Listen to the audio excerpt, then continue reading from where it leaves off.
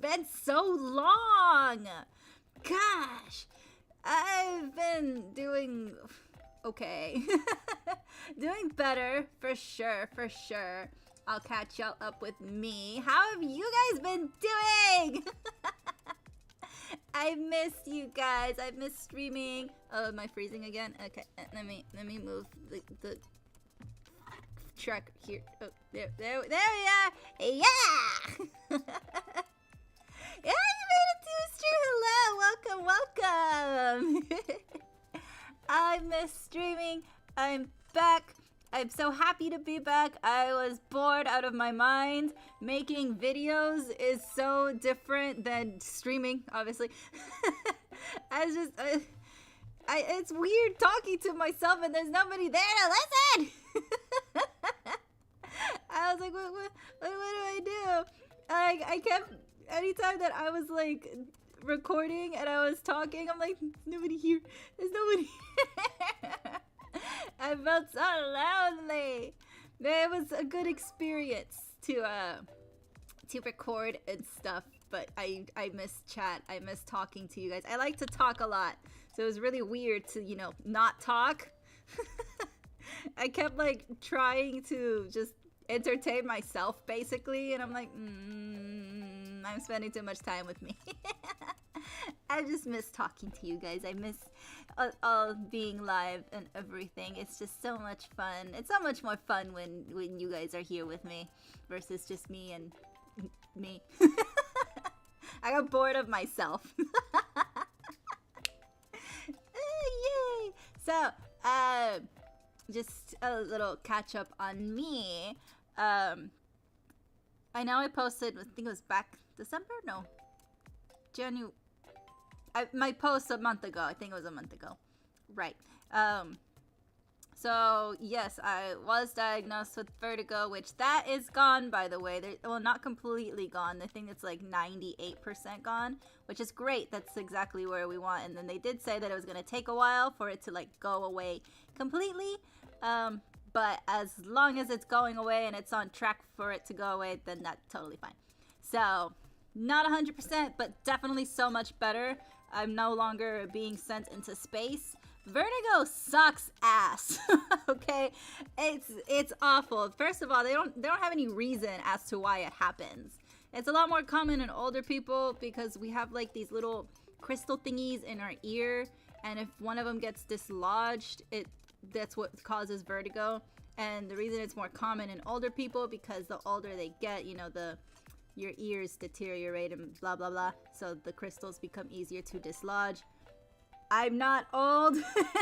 So they're like, we're not really sure why this would happen. Like, it could also, some other things that could also make it happen is stress, and also trauma, like hitting your head really hard or getting into a car accident, anything to like dislodge those crystals in your ear. So we're just theorizing that it was stress, and that's pretty much what caused it. Well, that's what they're theorizing that caused it for me. But yeah, it's gone. I am better. Thank you.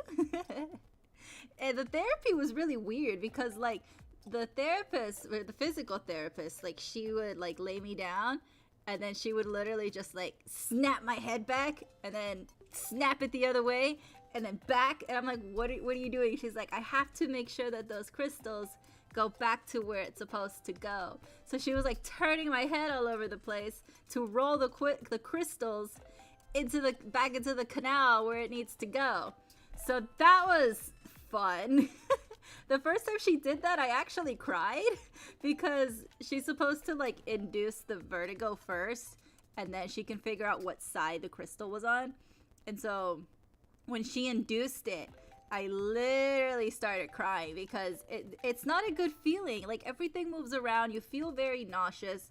It's like when you're on a roller coaster, except without the adrenaline and the fun. It's just the spinning and the non-stop moving and the disorientation and falling over. I almost like fell over a couple times because it was that bad.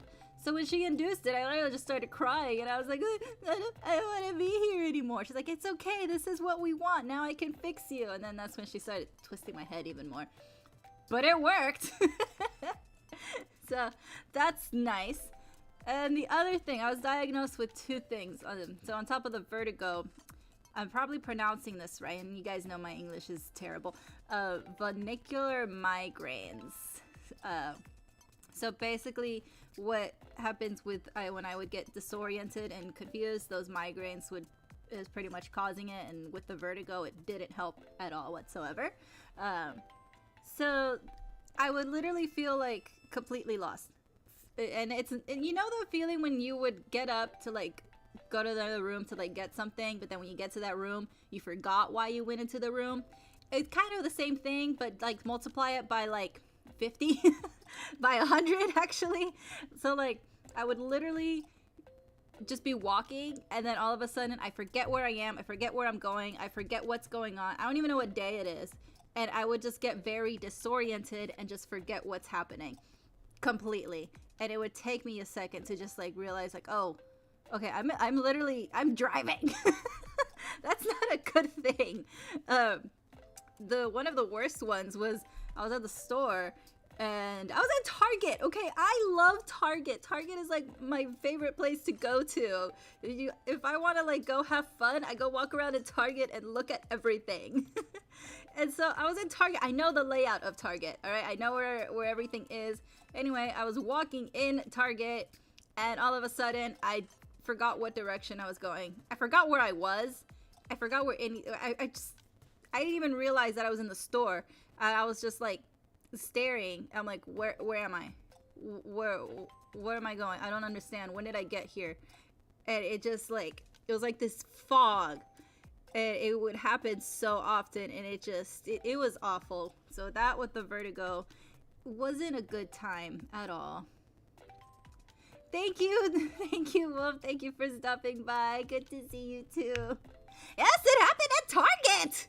Out of all places, at Target. It happened at a bunch of other places as well, but Target upset me the most. That's my happy place. It's one of my happy places. But it happened there. It's so sad. But yeah, that's what's been going on with me. So thank you for your patience and for your understanding. Very, very glad to be back. With those migraines that I was talking about, they just gave me supplements. They did say it would take a while for the supplements to kick in. So just kind of took a little break there, and yeah, everything seems to be okay. I still have a little bit of disorientation, but it's still like it's in a good place. Like with my vertigo, it's going away. I'm almost there. I'm almost at 100, but you know, it's gonna be a little bit, but it's so much better than before, and I feel so much better. I really do. I actually feel a little bit more energized, and like I can sleep a bit more as well. Those supplements that they gave me, they're supposed to do that, and I was like, wow, what if I was just, you know, tired this whole time? What if it wasn't migraines? What if I just have a terrible sleep schedule? I don't know, maybe. But it helps, and I love it, and hopefully in next week or so I should be 100% better. But right now I'm good. I feel good. I feel great. And I'm very happy to be back. Yay! While I was gone, I did some messing around with my 3D model. So I keep seeing this thing called Warudo. It's like a 3D VTuber, what's that word? Software. So I've been seeing it around, and I've been curious to try it because the only 3D software that I've been using is VC Face, and I don't really like it. I used to use this other one called V-Up, but the facial tracking for that one sucked. So I stopped using it. And I just use VC Face, but I don't know, VC Face, meh. That's all I can describe it as, is meh. So I really only use my 3D model for VR chat and VRC stuff. Which I was like, that's kind of a waste, because I want to use her more often, and I like, she was a pretty penny. I want to use her a bit more, and I did want to use her today, because in Warudo there's a lot of fun stuff that you can do. You can throw stuff at me in Warudo. It's a lot of fun. If you haven't seen the video I tweeted out, you can do all of that, and it's great. Even though it's on YouTube, you can still do all of that. I was like, yes.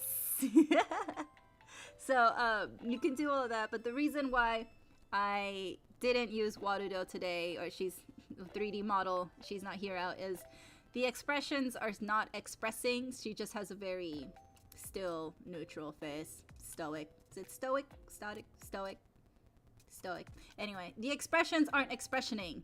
So I need to figure out how to fix all of that. Because she does have expressions, but yeah, just need to fix that a bit. 3D stuff is a little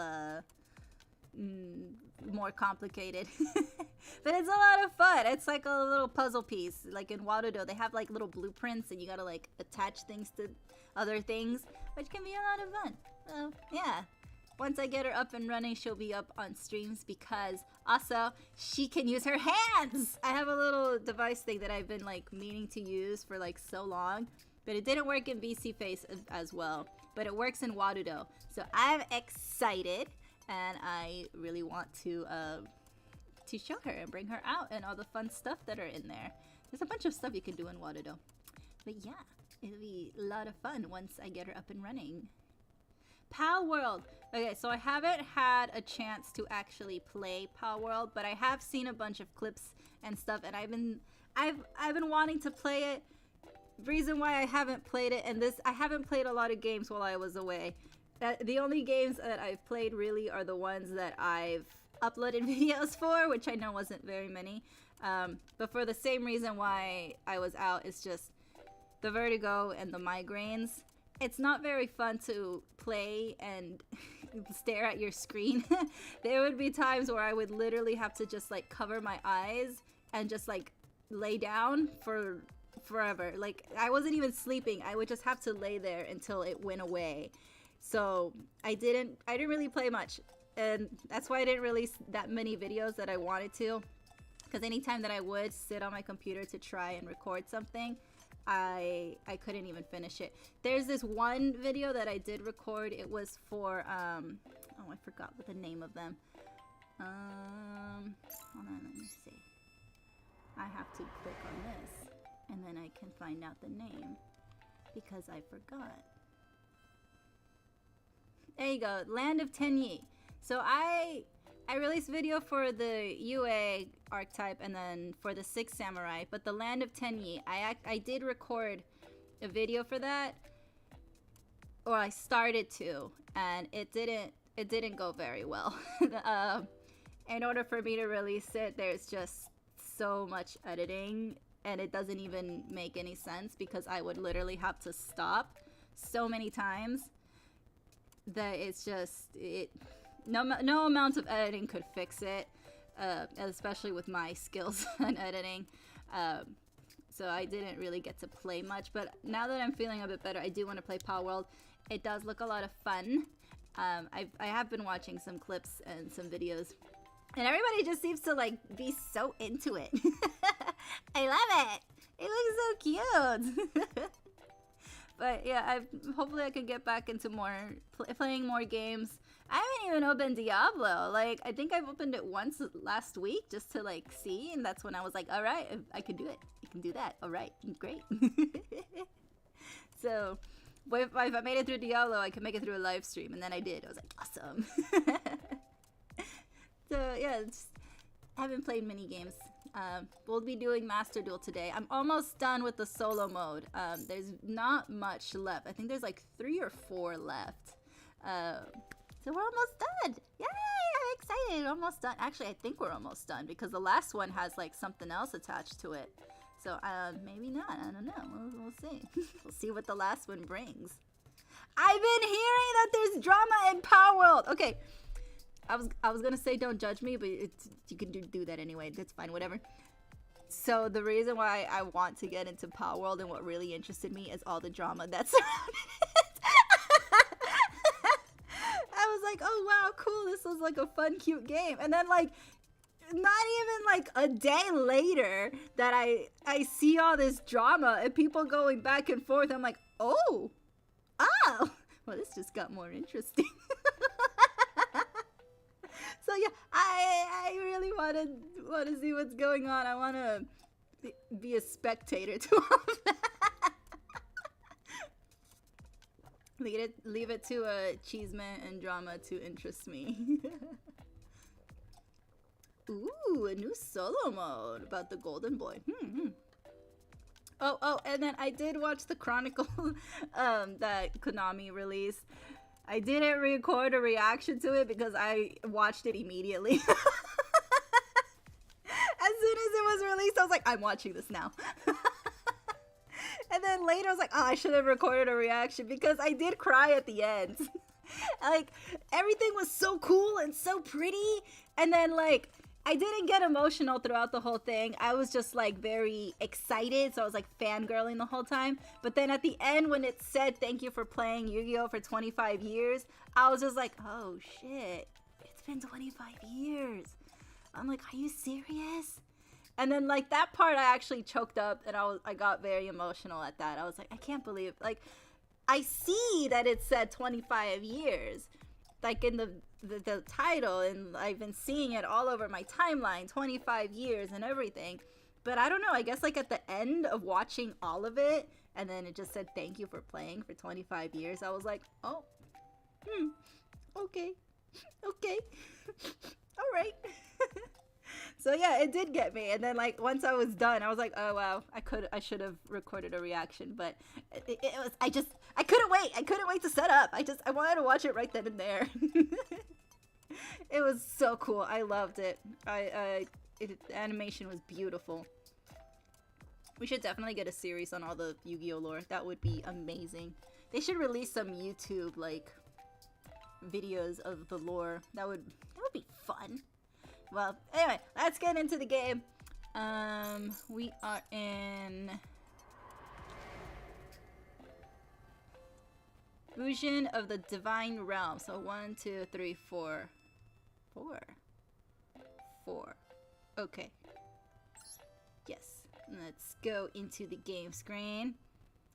Let's see how this works. Ah, yay! No black screen! But I am a bit in the corner. Let me just fix myself a little bit. Nope, wrong one. Where is... There it is. There. Perfect. Okay, great.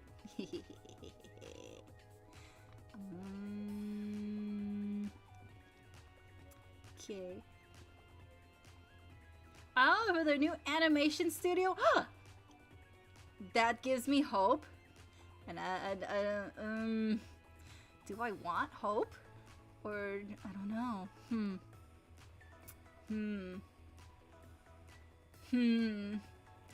See, now that's gonna like send me into like a delusion that we're gonna get something really, really great. But then if it doesn't happen, I'm going to be disappointed. And I don't want to be disappointed. But also, I like being delusional. Delusions are very fun sometimes. I'm curious. I wonder if they actually are going to come out with other stuff. That would be fun.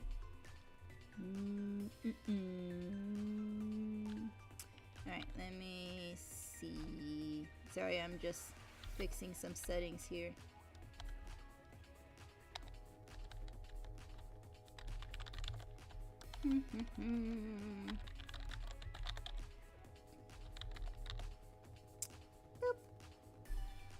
Alright, yay. Oh, I did see that YouTube released some, oh, what is it? Shit, I forgot. Shorts live stream. There you go. They released a Shorts live stream, which I was like very interested in trying because for some reason my shorts do better than any other video, which I'm not complaining. I'm not complaining at all. It's where I get to meet wonderful people. I do like my shorts. I like making short form content. I think they're really fun. See what you can do in under a minute. But I saw that they were doing short live streaming, and I did try setting that up, but I don't think I can do it from my computer. I think it has to come from my phone, which sucks. So if that's the case, YouTube, just letting you know, TikTok has their own live studio where you can do it vertical from your computer. So if you're trying to compete with TikTok, maybe you should look into that. I'm just saying. No. Yes, I did see the two girls fighting at the end. Oh my god, I started freaking out. I was like, oh my god, oh my god, oh my god, oh my god, oh my god. I'm so excited. I got really pumped, and I hate that that was the end. I'm like, why did that have to be the end? Give me more! For the solo challenges? Yes, so I'm doing the solo challenges because I am an absolute awful player. Prior to this, I was just playing with whatever random deck that I pretty much scrapped together. So I'm doing the solo modes so I can learn which archetypes I want to play with, and also what kind of a duelist am I? I don't know. I kind of figured where I want to be, like completing all these challenges, and then I went back and I cleared a lot of them. So I kind of already know, not know, but have sort of an inkling as to what kind of deck I would want, archetypes, kind of player I'd want to be. So that's what the solo mode is. You have 2 decks? I have 0. I did have a vampire deck prior. It was in the Legacy of the Duelist. I did have the vampire one, which I would say I did like the vampire one. But in Legacy of the Duelist, unfortunately, you can't make your own deck like you can here in Master Duel. But I did like the vampire one, so let's, I don't know, maybe I'll play a little bit with the vampire. That can be one deck that I'd like to play with. But yeah. Alright, let's get into these events that give you loner decks. Ooh, that's what I need. I need loner decks. I need a lot of things. Okay, let's get started. Where do I want to put chat so I can see you guys? I'm gonna put you guys here. Oh, no, I can't put you guys there because then I can't see you. There. There we go. I could put chat right there. There you guys go. Alright, alright, alright. Bujin of the divine realm. The Bujin are heavenly deities who protect the earthly world. A dark cloud looms over the seemingly peaceful world. Wield the powers of various Bujingi to crush the schemes of evil. Ooh.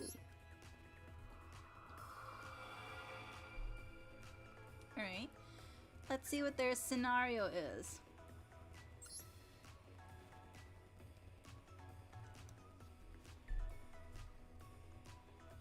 I really love the background art. Many divine beings, both good and evil, live in the heavenly plane of... Oh, shit. Okay, let's sound it out. Takamagahara.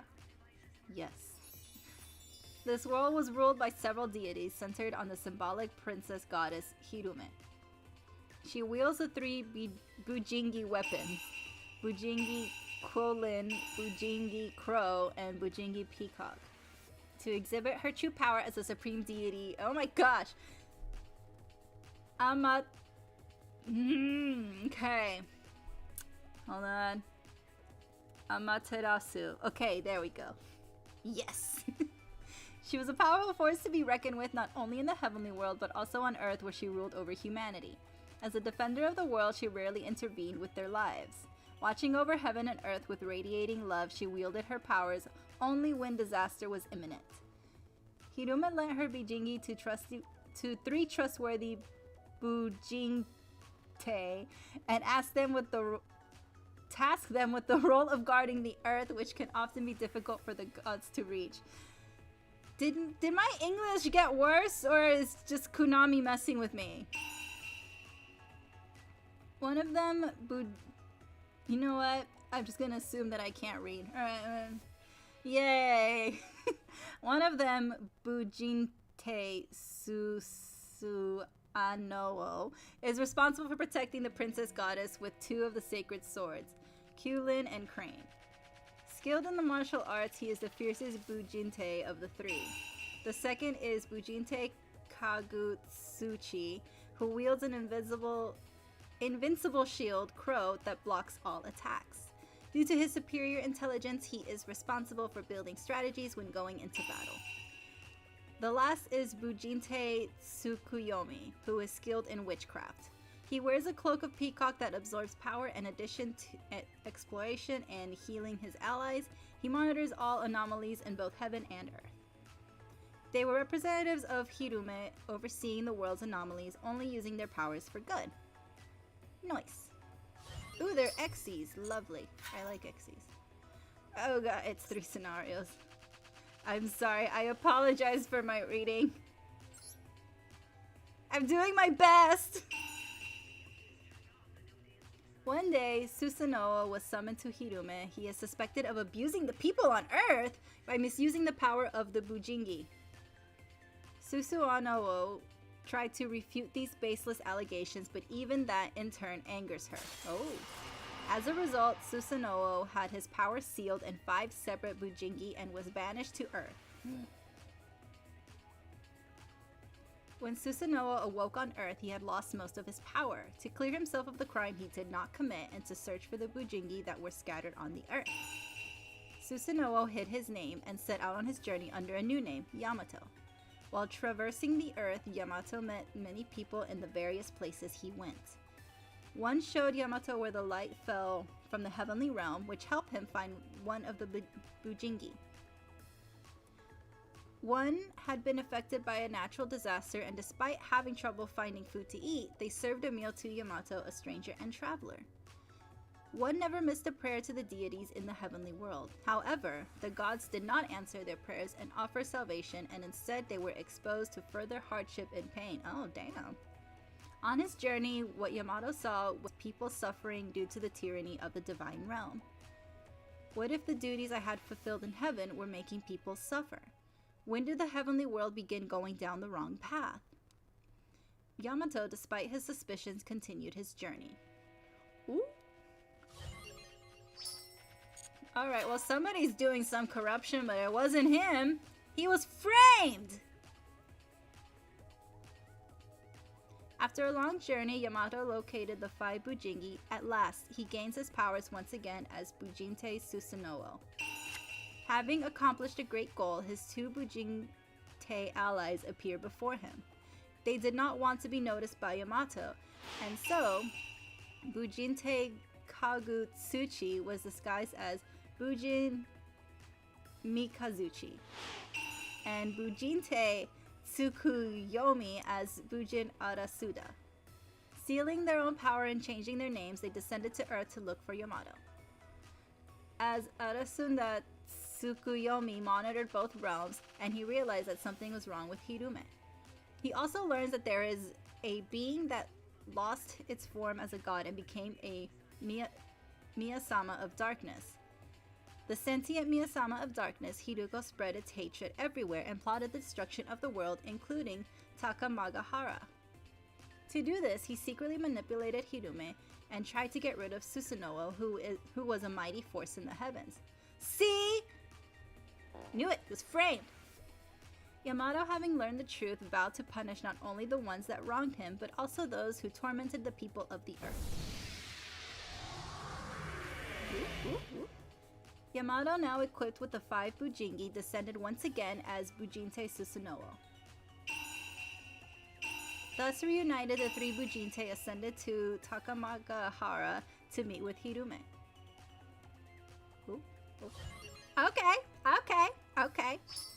Interesting. Bujin Hiruko. Oh, it's a pendulum. Alright, let's go into practice. Play.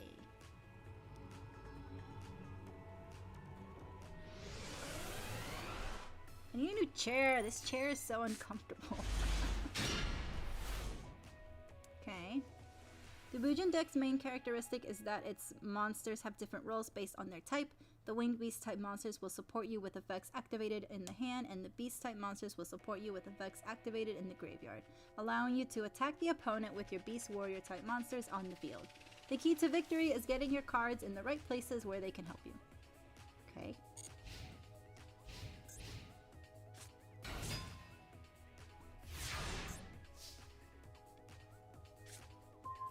Bijungi Colon. Activate the continuous spell card. Alright. Bujin Candescence. Descent? Yes. Activate. Send Bujingi Colon from your hand to the graveyard to activate the effect, okay? The effect allows you to negate 1 face-up card on your opponent's field until the end of this turn. Okay. Activate. Alright. This one. Try summoning Bujin Yamato, okay?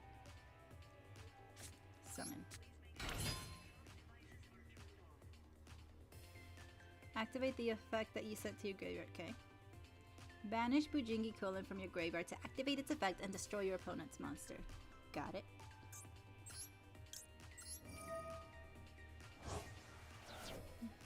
Ooh, I like that effect. Can now activate the effect of Arasuda from your hand. Okay. Activate. Yep. Okay. And then I can Xe summon.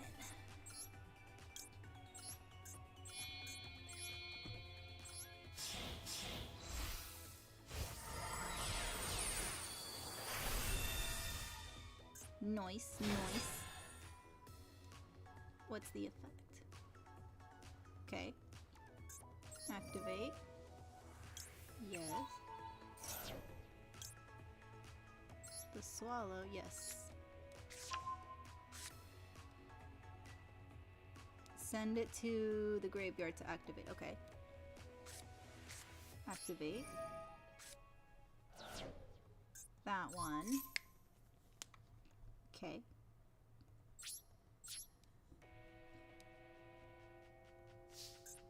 And direct attack. Aha! I get attacked twice!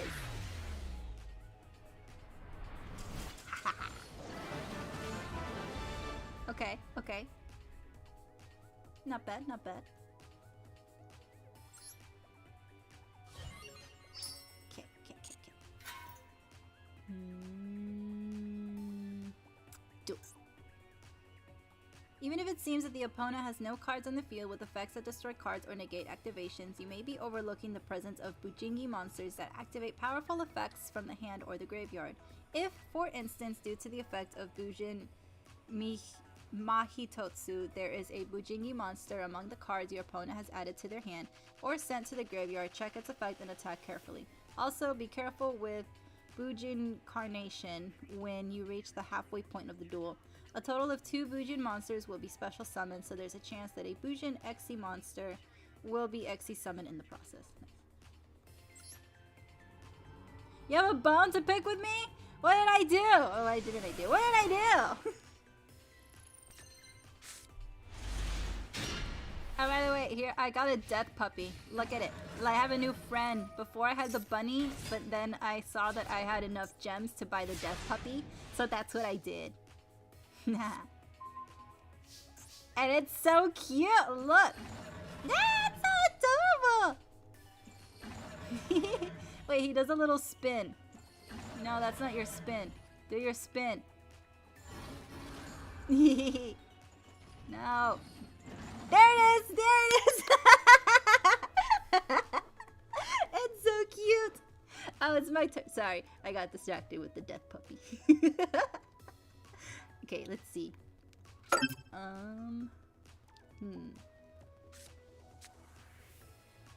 Beast Warrior Bujin monsters you control cannot be destroyed by your opponent's card effects, except during the battle.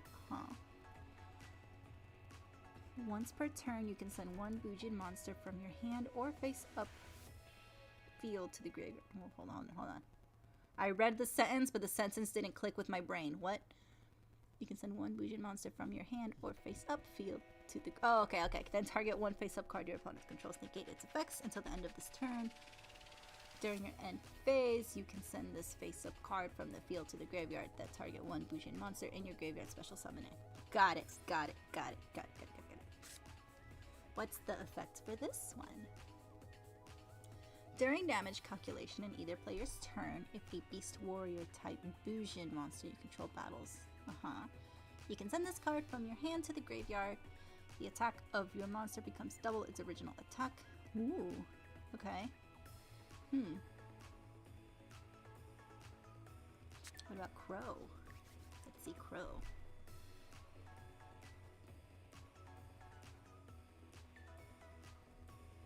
When a Beast Warrior Bujin monster you control is targeted for an attack by an opponent's monster,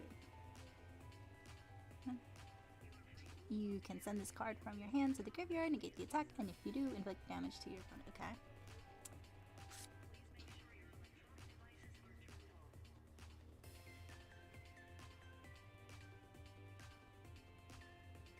I can't face the logic behind Godzilla's incident.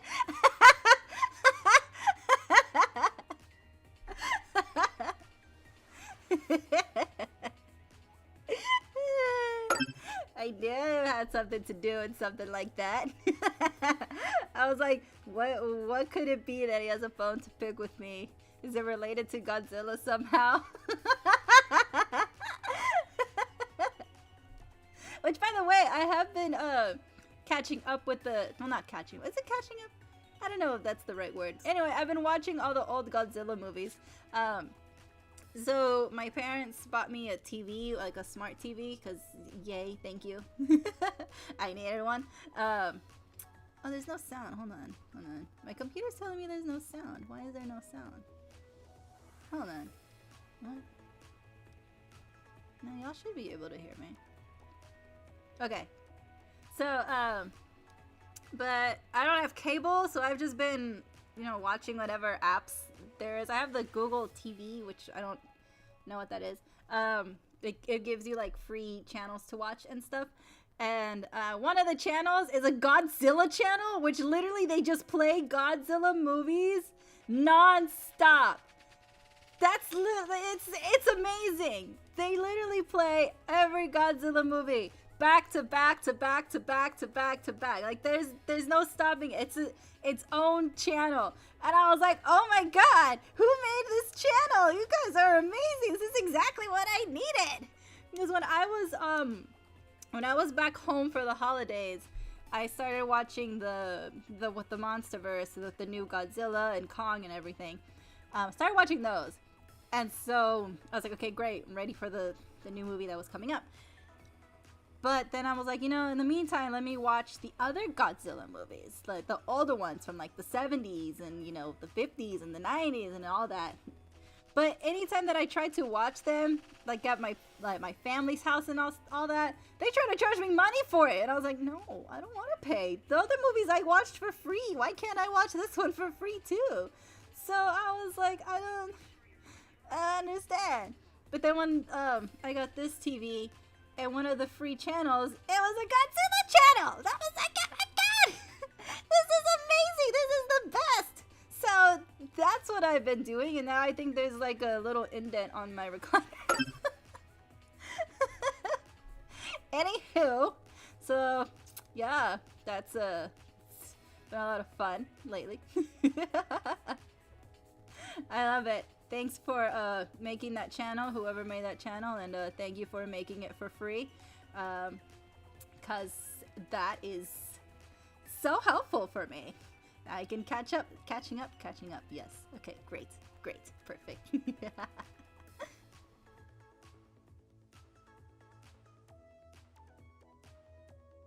What happened? There we go, okay. OBS was telling me something about my audio. But everything looks fine. Which, I'm still annoyed, by the way, since we're picking bones. I have a bone to pick with OBS. OBS is telling me that my voice is noise. So I try to do noise reduction. I know I'm not playing the game right now. I'm going on a little rant. Sorry. So I was trying to do noise reduction because the air is like blowing. Well, not the air. Was it the heater? The heater, yes. The heater, and also the wind outside is like very, very loud. And so I was like, well, let me put on the noise reduction. And like all the videos I saw for like help the filtering was like, put on noise reduction in OBS, one of the best filters out there. And I was like, okay, great. Well, I did that, but then when I like raised my voice, it cut me off. And I'm like, this is why I didn't use noise reduction. This is exactly why. Because it cut me off. And so like it flashed me back to when I first tried noise reduction. I was like, that's exactly why I don't have it on. That's why. Because it would cut off my voice. I'm like, I remember now. And I think I ranted about this at the time as well. Because it's just so annoying. How is my voice noise? It's just my voice. Whatever. Anyway, moving on. That's just, it just brought it all back to me. I hate it. Echoing. Wait. I know what you're talking about. And this was happening, crap, when I was recording one of my videos. Oh, hi, John. Hello. Welcome. Hello. Good to see you. Sorry, I was in the middle of a rant. But, yes, that little notification echoing. I heard that too. Going on when I was recording one of my videos, I want to say maybe the samurai one or the one before that. There's a noise happening as well where I was just like, where is that coming from? Oh, thank you, John. Thank you. So I was recording and I thought it was because OBS was like connected to my YouTube that maybe somebody was like subscribing as I was in OBS recording, because my alerts are on. But then I realized, I'm like, that's not my alert sound though. My alert sound is a bit louder and it sounds a bit different. But I don't know what it is. I don't know what it is. I don't know what I did. I'll have to see what it is, because it was happening. And I thought I was crazy because I don't think you can hear it in the video, but I can hear it. And I was like, what's going on? I don't know what it is. I'm like, okay, well, whatever. I'll figure out what I did. So sorry for that little noise, little alert noise. I'll see if I can fix it, but I need to find out what it is. Thank you. I gotta follow. Maybe that's what that was. But no, it's different. It's a different noise. I know what my alerts sound like. My alerts don't sound like that. They're a bit louder and they go on a little bit longer because, see, there it is again. Right? That was okay. That's not my alert. I know what my alert is, and it's not that. I'll figure it out some other time. I'll have to mess with it tomorrow, because I don't know what that is. It's weird, but I know exactly what you're talking about. Anyway, where was I? The game, right, the game. I was learning about the crow. When a beast warrior type Bujin monster you control is targeted for an attack by an opponent's monster, you can send this card from your hand to the graveyard, negate the attack, and if you do, inflict damage to your opponent equal to half the attacker's attack. You can only use the effect once per turn. I like these cards! I like this one. Well, for now, I like this one. We'll see. We'll see if I continue liking this one. Okay, the centipede. Ooh, ew. Bugs! Okay. I can get past it. It's just one bug. You control a beast warrior type Bujin monster. You can banish this card from your graveyard. Okay.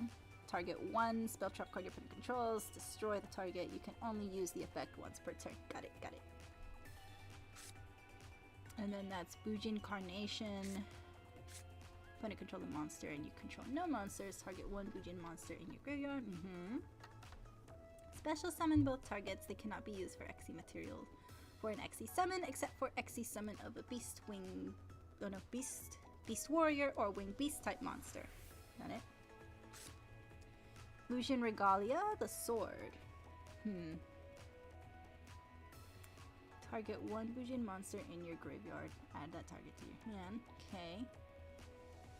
Target one of your banished monsters. Send that to the graveyard. Ooh, interesting. Synchro Chaos Dragon! It's banned?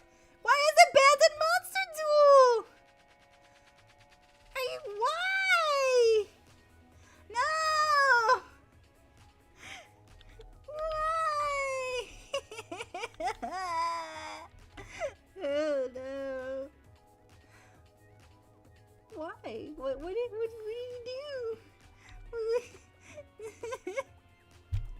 No. That makes me very sad. Why? No, my dragon. My Fort Kraos dragon. I'm gonna release another K-pop edit of it in memory. It was not memory. It didn't go away. It's just banned. But anyway, I'm gonna release another one just because. Why would they do that? Is there a reason why? I'm sure there's a reason why. But I don't. Well, now I'm upset. Hand engraved traps. Ooh, nice. Yeah, I'm liking them. All right, let's see. I want to see what this does. Okay. Let's see.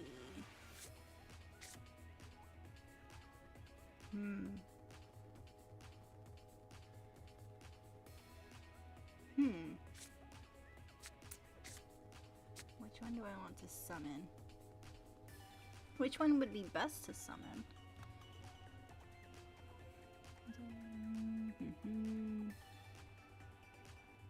Okay, I think we'll go with this one for now.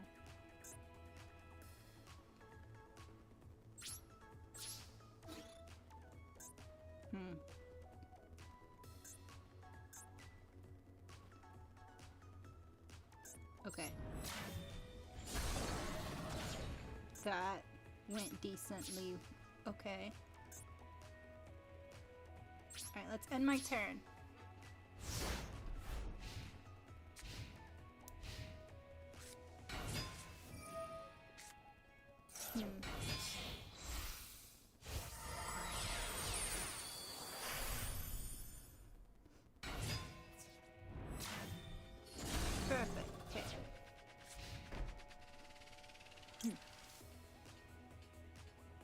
think I'll wait.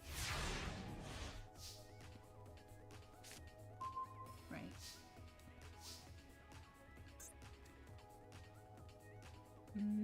Let's see. You can send one monster from your hand or face-up field to the graveyard, then target one DC controls. Okay. Well, what's the effect for this one? Oh, it's a Sky Pegasus. Okay. Detach one XC material from this card, target one face-up monster your opponent controls, destroy it. Okay, okay. Okay.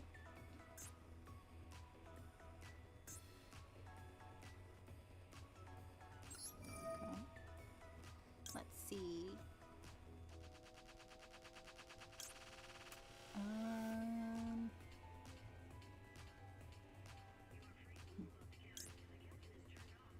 I'm gonna do this one. Yes.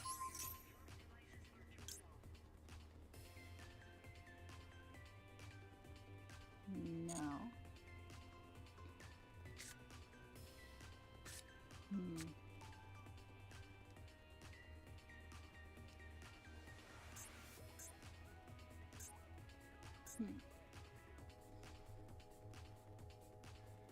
Okay, and that's to destroy trap and spells. Okay, and then this one, target it for an attack. Huh. Send this card from your hand to the graveyard, negate the attack. Okay, so that's to negate the attack. Okay.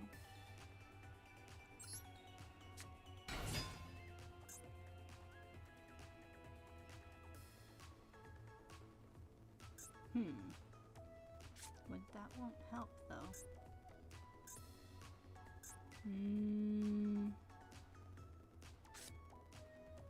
Okay, you know what? I can't battle. Okay. Let's see what lesson I'll learn today.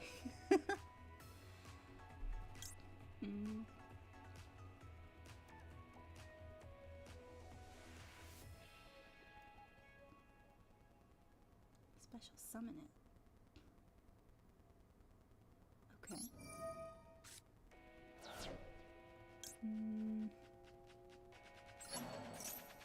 No.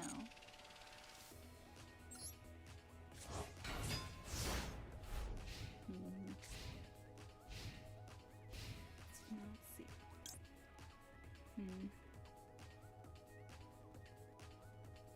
Wait.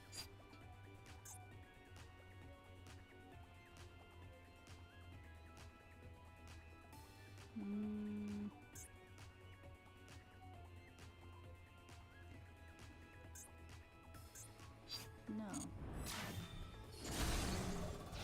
Wait. Well, now I'm confused.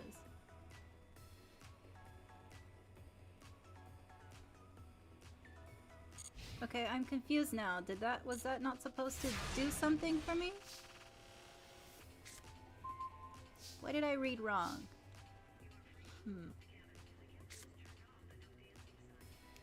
Send this card from your hand to the graveyard. Target one monster you control this turn if it attacks a defense monster. Okay.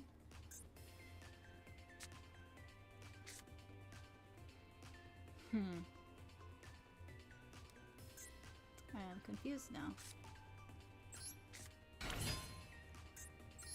Let's see. Oh, Diamond Direwolf. Okay. What are the other ones? Castle Sky Blaster. Let's go with this one.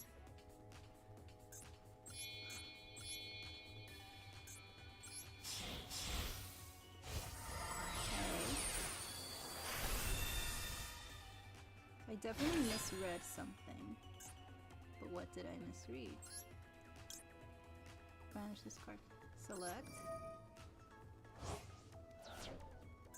Destroy.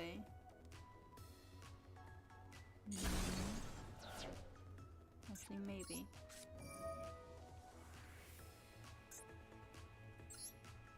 Put that back in my graveyard. Cool.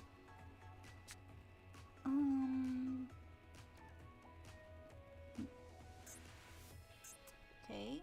Detach one XC material from this card, take one bougie monster from your deck, and either add it to your hand or send it to the graveyard.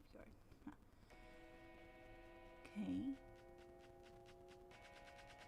Activate.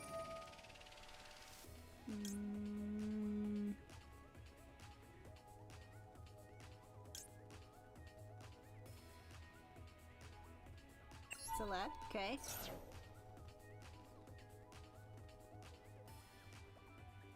Grave effect. Huh. Okay. Okay. Okay.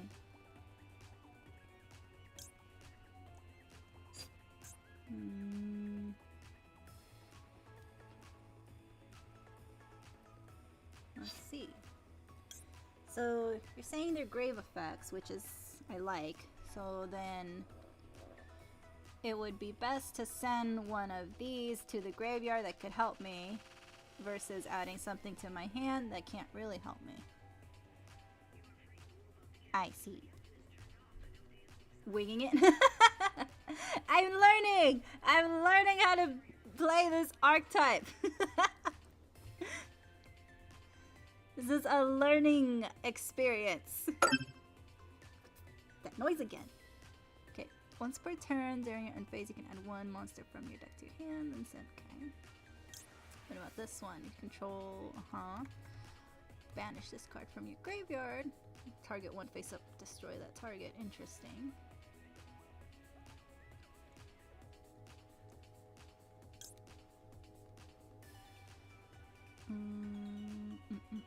Banish, okay.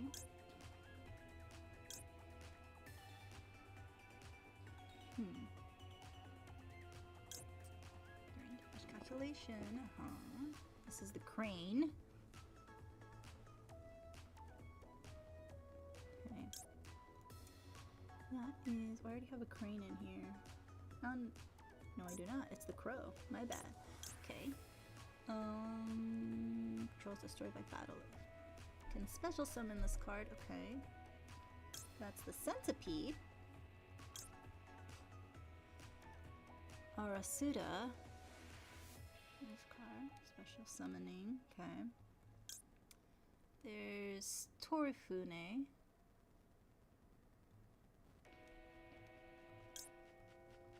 Mahitotsu.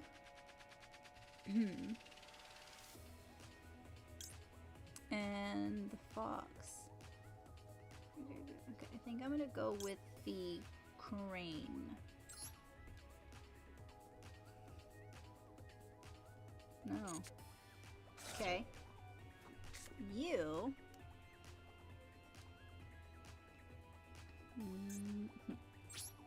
Battle.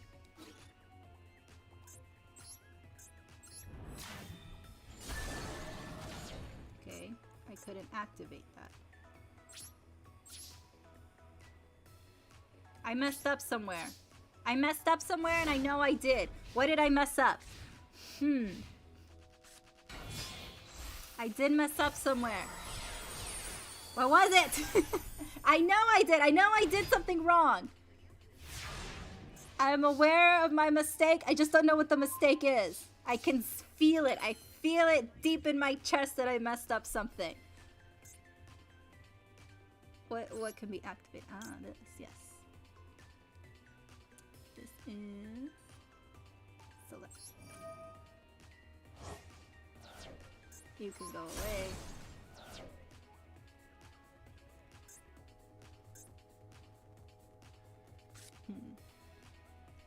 Add one monster from your deck to your hand, then send one card from your hand to the graveyard. What's your effect? You are Tsukuyomi.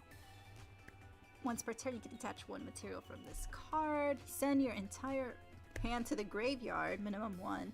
And if you do, draw two cards, okay?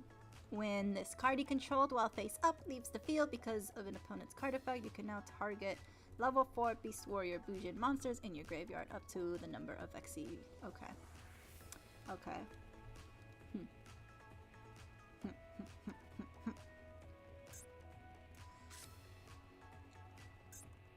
Okay. Yes. Oop, oop. Thank you for the sub! Thank you so much! Yes, I need to do that. Okay, let's see. Let's do from your deck to your hand. Okay. What can help me in this moment? Cannot activate cards or effects the turn you activate this effect. Okay. There's the swallow. And send this card to the graveyard. Target will make it attack. Oh, it can attack a second during. Okay. That one can attack twice.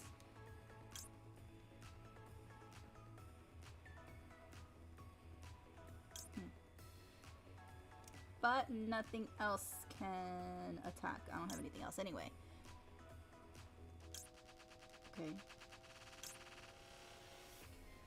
Select. Yes.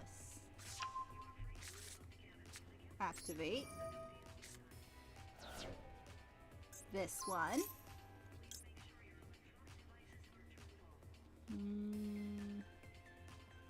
Okay. Can I do another one?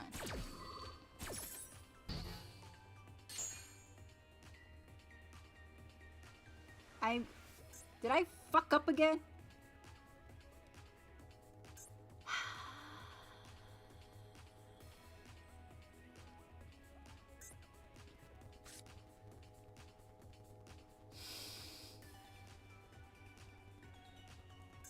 Okay, you know what? Whatever.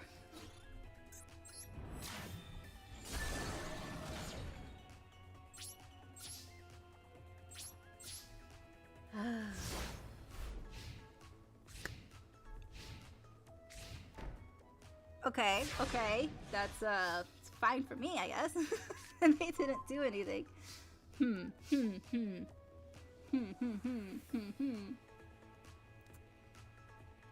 Okay, I have 2 Yamatos. One from my deck to my hand. Send one to this. Okay. Send that to the graveyard.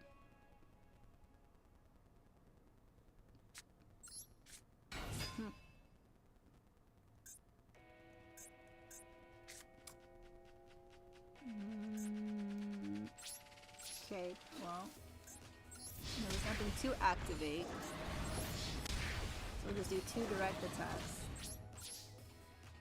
Nothing to do on my main phase.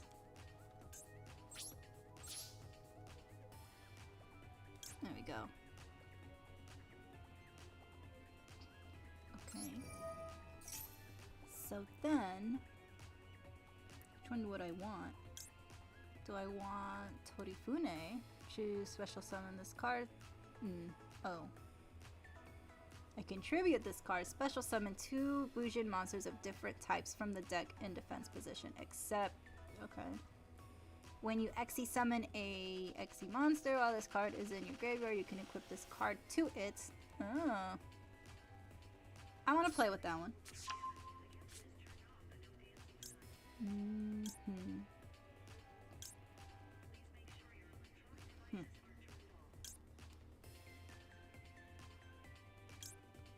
Okay.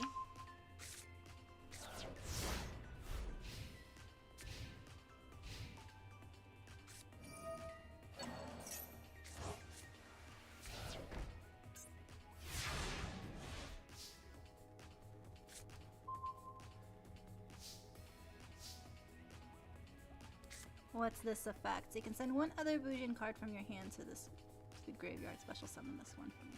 Okay.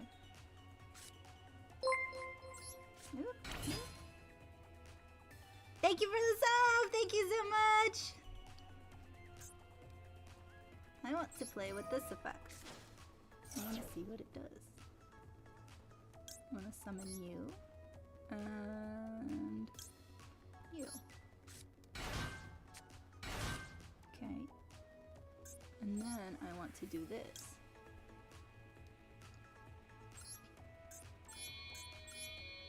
Yes.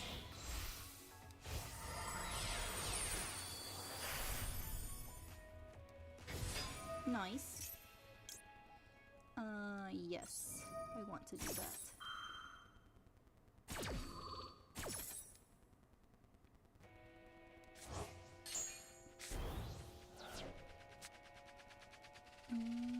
Card from your hand to the graveyard. Special summon this card from your hand. Okay.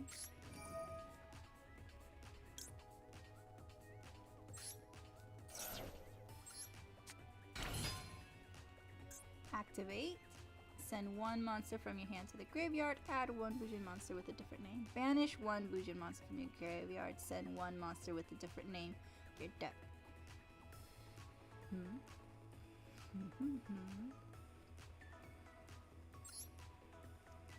Banish one monster from your graveyard and send one monster with a different name from your deck to the graveyard.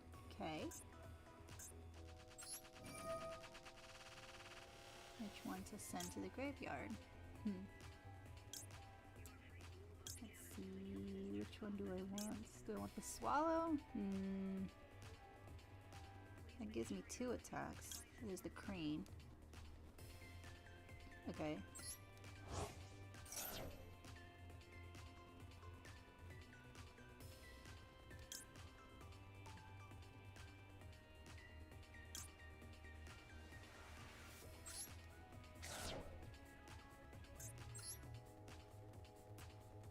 I can have this one. Yes.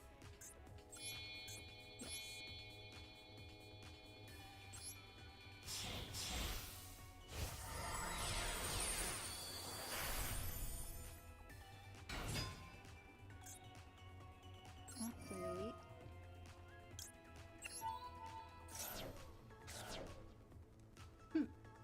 What do these do? Target one rank 4 XE monsters you control. Equip this card to the target. It gains 300 attack for each XE material attached to it once per turn. While this card is equipped to the monster by this effect, you can attach one Bujin monster from your hand to the equipped monster as an XE material. Tribute one Beast Warrior type Bujin monster, then target one Bujin monster with a different. Okay.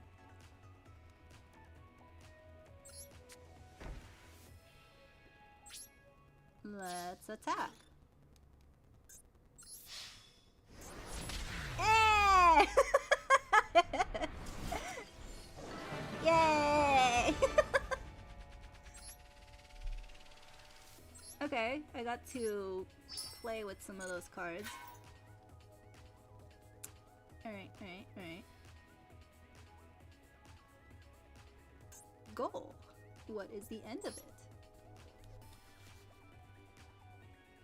Once they returned to Takamagahara, with what the 3 Bujinti saw was Hurime consumed by hatred due to the Miyasama. Yes. By the mighty power of the Dark Princess Goddess, the Bujingi that were loaned to the Bujinte were returned to their rightful owner. Then, the soft light that the weapons emitted at all times turned black, as if the ink was spilled upon them. Oh. Hirume equipped them to descend as Amaterasu, the supreme goddess of darkness. The benevolent light that once emanated from her body was lost, and the world was plunged into darkness as if in a solar eclipse. The battle for the fate of heaven and earth has begun. The fierce battle took a toll on Takamagahara itself as well. The 3 Bujinte who lost their weapons, Kulin, Peacock, and Crow, struggled as they tried to fight their way through. They were greatly reduced in power before the battle, but they have not lost their fighting spirit. Each of the Bujinte had their own divine sword, Crane, Ibis, and Swallow. Together they launched a counterattack. Oh! Whoa! Finally, a slash by Susanoo, entrusted with the power of the sacred sword, splits the darkness in half. Amaterasu fell, and the Miyasama that infected the blackened Bujingi was also vanquished. Thus, Hiruko's ambitions that entangled heaven and earth had been crushed. But to the gods of Takamagahara, much remained to be done. The reconstruction of Takamagahara and salvation of the earth. A new battle was about to begin to fulfill their godly duties. Woo! Okay, so that's the end of that story. Okay. Nice, new card pack. Now I don't want to go to the store. Alright. Finish learning about the Bujin. I'll explain this. If you're new here, I do not do these. I do not do the 4 and 5 stars because I'm learning. And if I do the 4 and 5 stars, we're going to have a never-ending stream. We'll be here for hours and hours and hours, and honestly, I don't think you guys want to watch me lose back to back to back to back to back. I'm learning, okay? So, we're gonna leave that where I do these on my own time. And yes, it does take me a long time to complete that. The one I did the other day took me so long just to complete the 4-star one. I understood at the end of the whole thing. I finally got the archetype and I was like, great, I understand it. But damn, it took me a while. So that's why I don't do these. We go through the lore, I practice a bit, I learn, and then we go to the next one. Next. What's next? Terminal World. Okay, great. Oh, there's 2 here. Okay, okay. Nice, nice, nice. Alliance for Justice. The Ally of Justice Alliance was formed to fend off invasive creatures from outer space. Use the power of unity that transcends tribal boundaries to exterminate the oncoming worms. Oh, worms. Oh, no. Okay. Scenario. What is that? Is that the worm? That doesn't look like a worm. That's kind of interesting, actually. Okay. On a certain planet, several tribes were at war, trying to expand their territories and conquer the continent. However, since none possessed superior military power, the battle between the forces was at a stalemate. The long-lasting war seemed it would continue for decades or even for all time. However, the battle will come to a conclusion in an unexpected way. Son of a bitch, that was bright! Oh, God. Okay, hold on, give me a second. Alright, that conclusion was a giant meteorite that flew from outer space. Okay. The organic matter of that meteorite adapted to a new environment and began to multiply and evolve. Whoa, okay, interesting. Okay. These invasive worms that drift through space and devour stars have begun their invasion of the planet. Facing these interstellar invaders, the tribes signed a truce agreement. Each of them went on to fight the worms to protect their tribal lands. The Ice Barrier tribe that worshipped the holy beast of ice resisted by releasing Bryonic Dragon of the Ice Barrier. The freezing gust by the Ice Dragon pushed the worms back. A group of warriors called Flameville controlled fire. I know Flameville! The war chief Flameville. Okay, I know Flameville, but don't question me on the pronunciation. Urukizas, who incinerated the onrushing hordes, was an integral part of the fight. Guardians of the Mist Valley possessed the power of man and bird.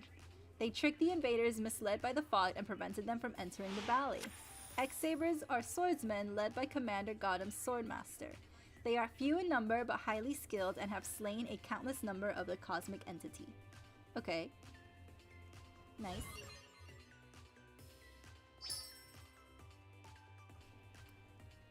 Okay. Scenario 2.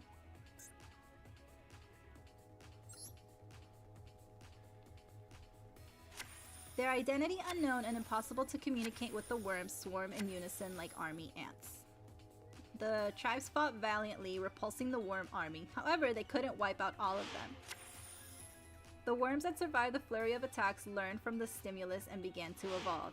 In this way, new specimens that were adapted to every situation were born and began to multiply. They formed another swarm and attacked once again. The invasion was unstoppable. Unable to withstand the invasion of worms, one by one the tribes were destroyed. On the brink of extinction, the representatives of the surviving tribes gathered to have a debate. The invaders are powerful. Individual strength is no match against the enemy. Now is the time to join forces and stand together. Thus, the 4 prominent tribes on the continent, Ice Barrier, Flameville, Mist Valley, and X-Saber, got together to form the Ally of Justice. Each tribe began to developing weapons against the worms, and the multitude of weapons designed to destroy the enemy were put to the test on the battlefield. Thus, the all-out war against the worms for survival intensified as the days progressed. Okay, so it's all of these people, like the Avengers, against the worms. Got it. Okay.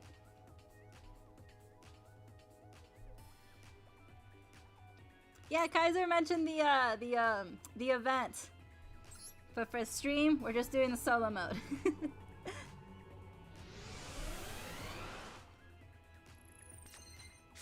The first big Yu-Gi-Oh lore? Ah.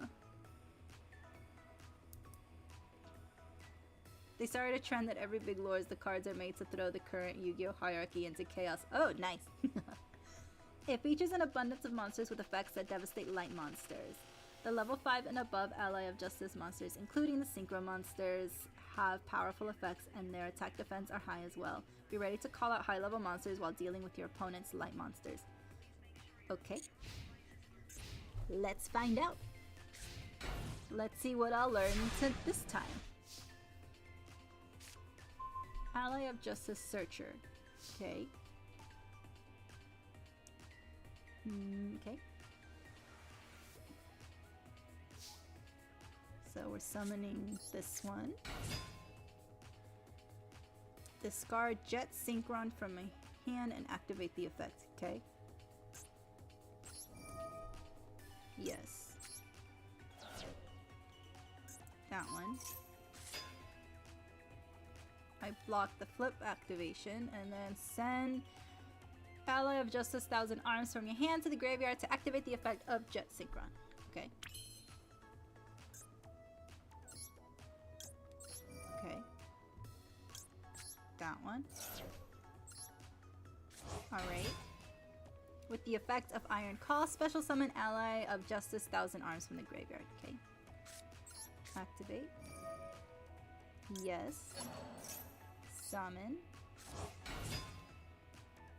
Okay. Ah, synchro summoning! Yes!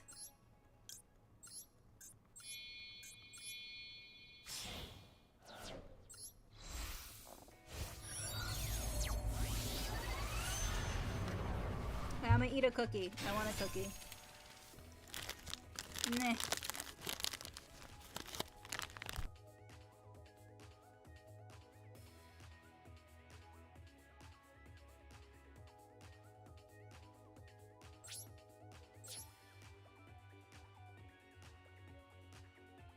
Okay. The battles a monster that is not dark. It effects activate. Destroys the opponent's monster at the start of damage. Oh, okay.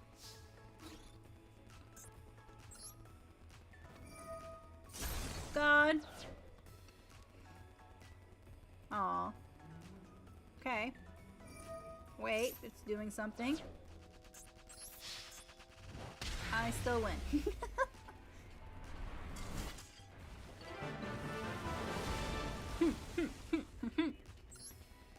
Okay, okay. Let's go.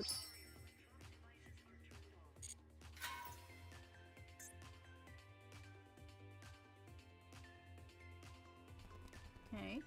Your opponent is dueling with a deck based around worm monsters that have effects that activate upon flipping face up. Using spell cards, they will attack you with monsters with fortified attack. Some monsters such as Worm Yagan have effects that activate when flipping, but since they are not flip monsters, they cannot be dealt with using Ally of Justice Searcher, which is useful when dealing with flip monsters. Keep on the offensive, but be wary of what your opponent's set monster could do. Okay.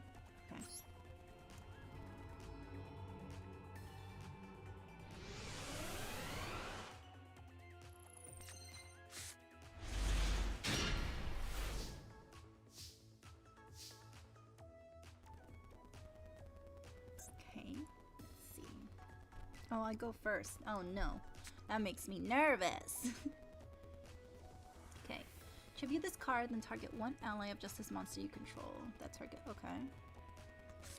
Does have to be in my hand. Oh, okay. I know this one. Once per turn, you can discard one card from your hand, return spell from... Okay. That's the one I just used. And this is Nullifier.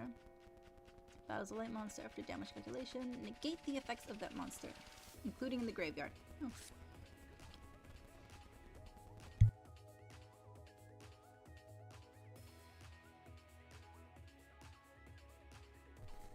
If you control a machine monster, target one level 4 or lower machine monster in your graveyard. Special summon the target, but its effects are negated. Also destroy it during the end phase. Oh, interesting.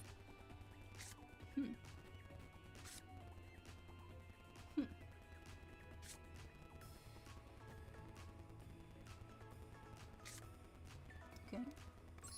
Let's do that one. For now. What do I have here? I have Gear Gigant.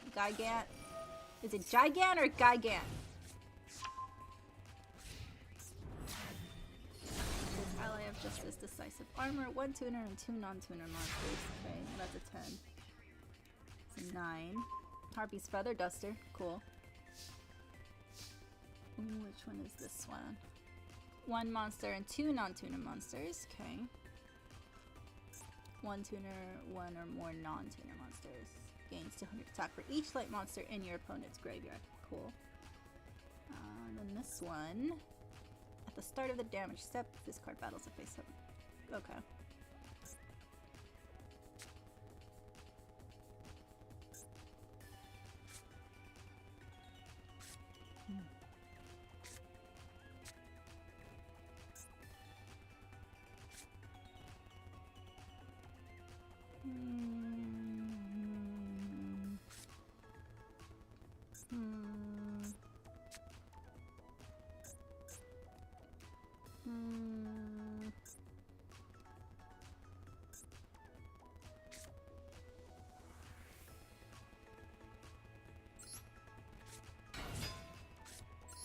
Activate.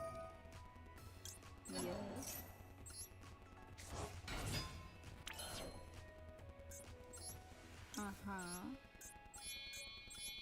Okay.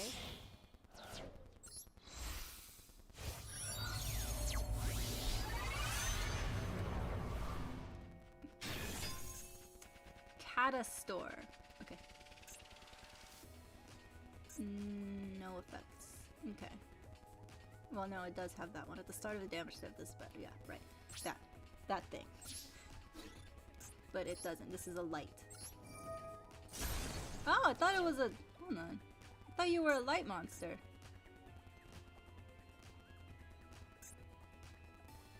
Oh, non-dark monster. Oh, I didn't see that it said non-dark. My bad. Okay. Nothing to do here, so end phase.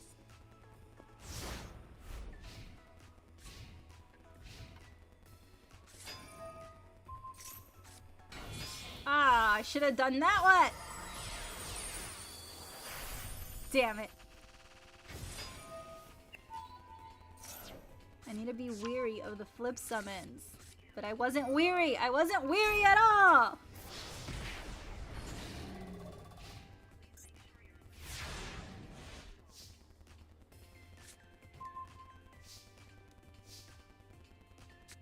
Activate. Go away.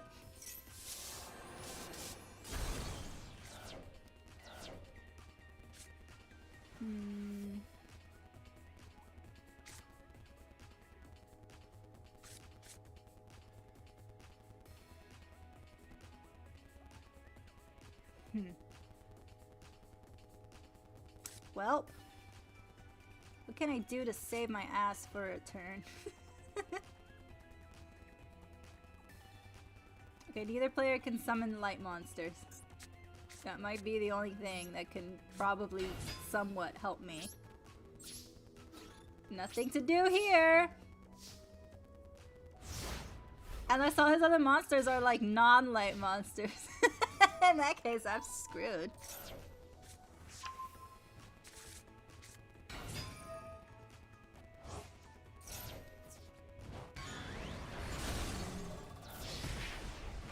Alright, either way, I was screwed. Ah, you're gonna attack me twice!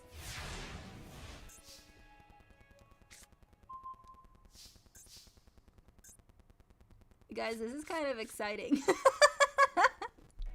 Okay, let's see. If this card battles a light monster, destroy that monster. This card battles a light monster. After damage calculation, negate the effects of that monster. Well, I don't have anything other than fodder. End me! Finish me! So I can start again!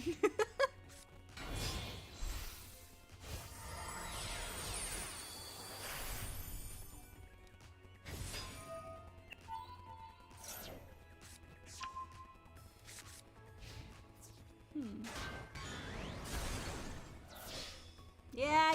Yeah.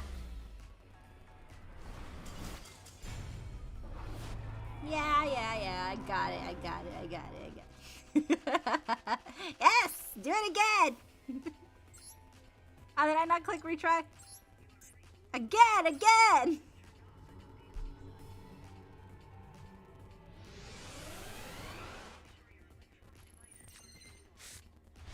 Alright, Mai, remember, flip summons are a thing that they have. Don't forget about those.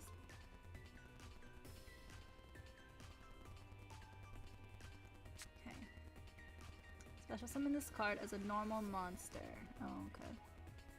Can only activate once per turn. Okay, let's put you there. If you control exactly 2 effect monsters and no other monsters, draw 2 cards. For the rest of this turn, after this card resolves, you can only special summon once. Okay. Neither player can special summon light monsters. Remove that damage. Remove the monster from play after damage calculation. Okay. Let's set you down. And end.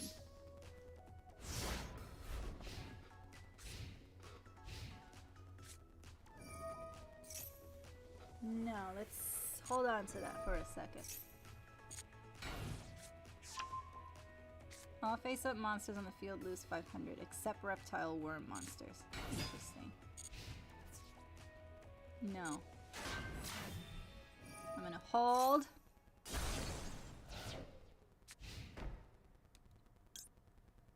Yes.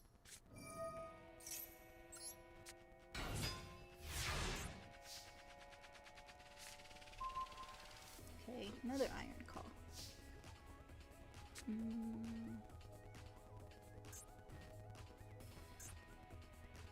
This is a fiend trap normal tuner, and it's a number 2. That's 6. I don't have any 6s. I only have 5, 8s, and 9s and 10s.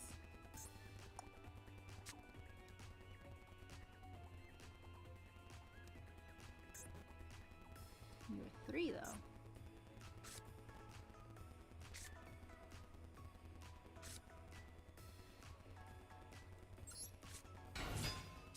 Activate. Yes, sir. Yep. Yes. Absolutely. And 3. Okay.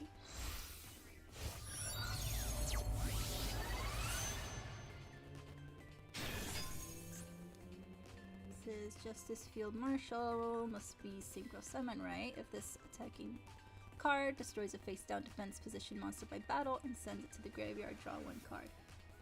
Okay.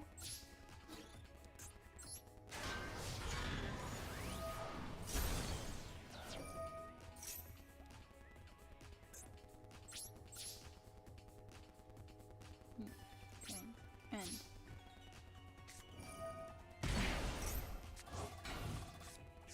Another one. Okay.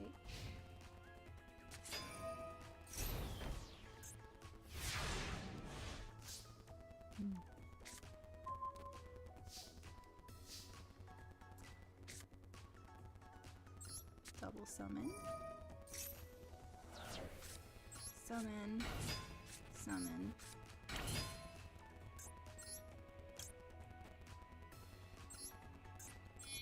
You and you.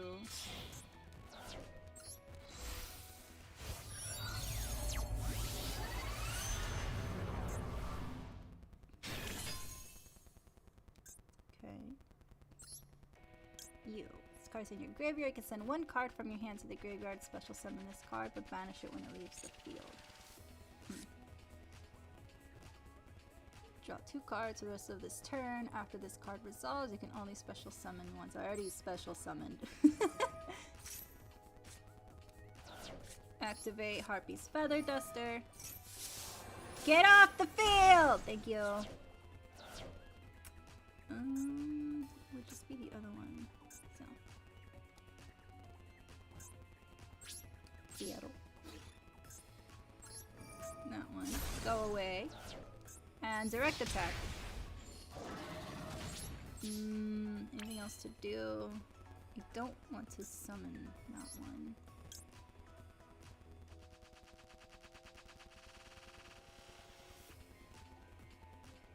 I don't want to summon him right now.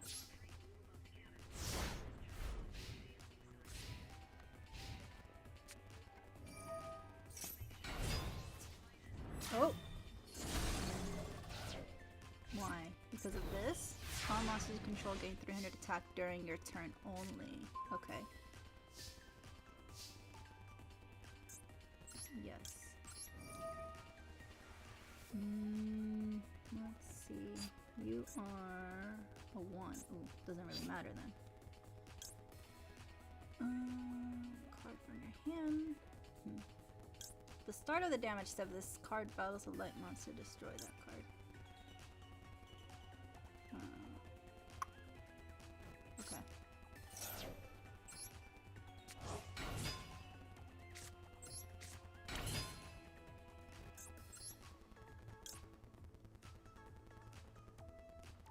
Okay.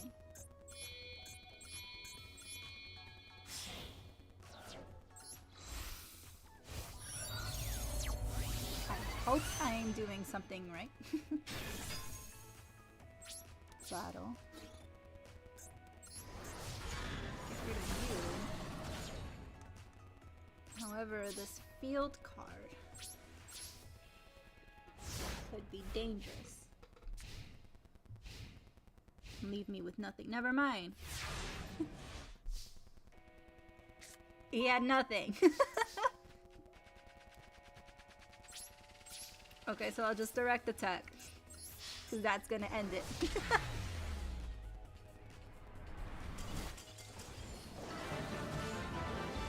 Perfect. Okay, I understood it the second time. See? This is why I lose, so I can learn and I can get better. Losing is the best teacher. Each tribe developed their own ally of justice weapons and sent them off to war. The weapons initially performed as expected. However, after a certain period of time, they became ineffective. Why? This is because the worms even adapt to those weapons. Worms evolved to withstand extreme temperatures upon exposure to the ice barrier's freezing gusts of Ally of Justice Unknown Crusher. The Flameless Flames of Ally of Justice Rudra, Ally of Justice Colossus, created by Mist Valley, specialized in ambush from the skies. However, the invaders acquired the ability to camouflage, deceiving the Mist Valley weapons. Even the slashes of Ally Justice Thousand Arms, developed by X-Saber, were counteracted. Yes. Species with impenetrable hardened skin and ones that could divide and regenerate appeared. The Alliance initially pledged allegiance to overcome the existential crisis together. However, the original dispute was unresolved and differences of opinion and disorganization among the tribes had flared up once again. If this continues, they are sure to lose. To counteract the invaders, they had to truly unite. Otherwise, what is this alliance for? The four tribes put aside their past ruts, and decided to truly cooperate with each other. And so the engineers of each tribe analyzed the pros and cons of their weapons as well as the worm's characteristics. They needed offensive and suppressive power, my gosh, in close combat defense capabilities in brawls, maneuverability against long-range targets, and mass production through standardization. Combining the best of their technologies, an amazing weapon was born, equipped with everything necessary. Ally of Justice Cadaster. As a result of their efforts, a weapon that was a masterpiece never seen before was complete. As soon as its performance and reliability were proven, mass production began. This will greatly help the tribes on the front lines. The worm invasion intensifies with each passing day. Battles spread across the continent. It was a battle with no end in sight. However, the unity of the Ally of Justice was becoming a symbol of great hope for the tribes on the planet. There's more! What's the next part? I'm intrigued. No. Okay. What's the next part of the story? The mechanical life forms Gen X, utilizing natural energy, secretly work to better the environment. When the planet is engulfed in conflict, they too are drawn in. There's a fan animation about it? I want to see it. Oh, this is a short one. Oh, okay. Alright, well then I guess after finish that, we can... yeah, finish for the night. Yeah. Nice, nice. Scenario.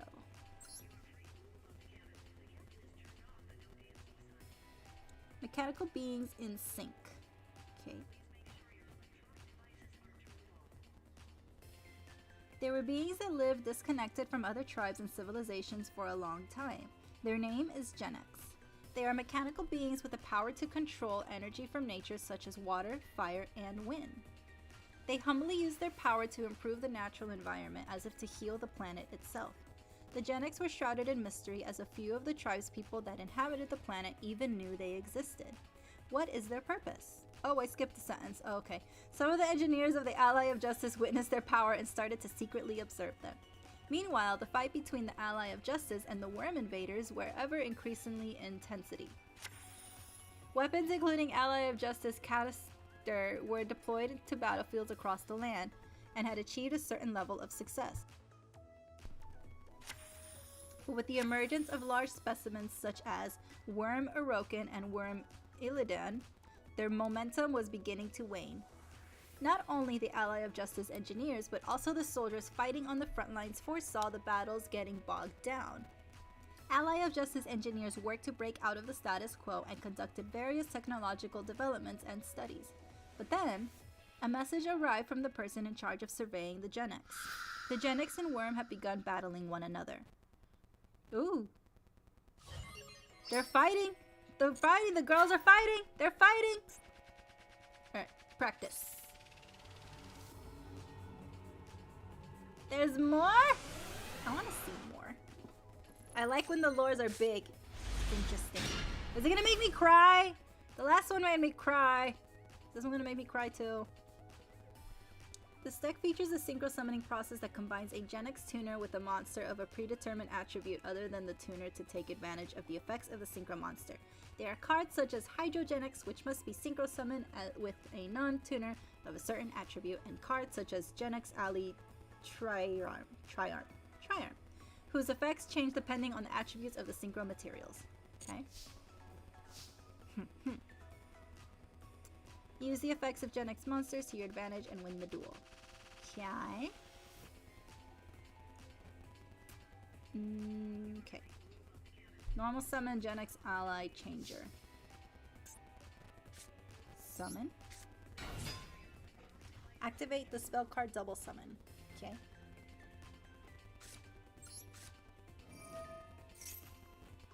Able to normal summon once again.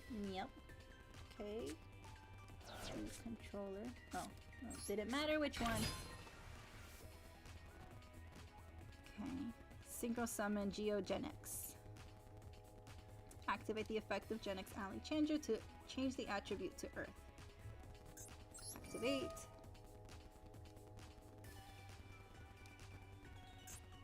Okay. Earth.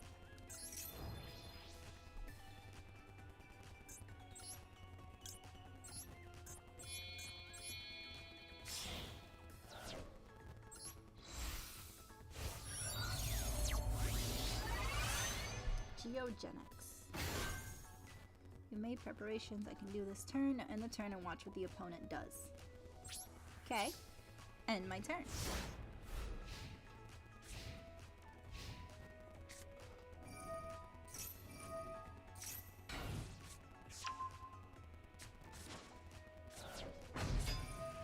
Worm ugly, yes.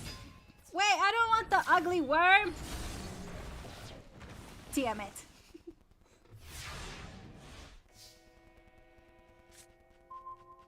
Okay, another Gen X controller. Fight back by synchro summoning Locomotion R Gen X. Okay. Normal summon Gen X controller. Summon. Activate Gen X ally Chemistrer. Chemistrer. I was right. I think so. Activate. Okay. Dark.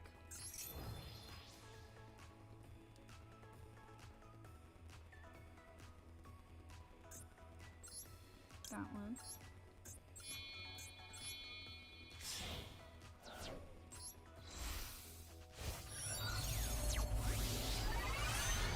Ooh.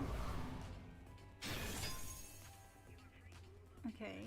That allows you to take control of the face-up monster your opponent controls with the highest level.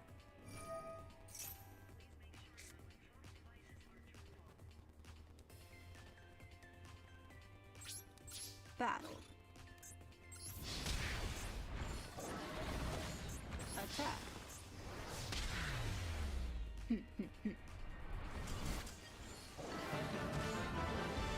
Okay.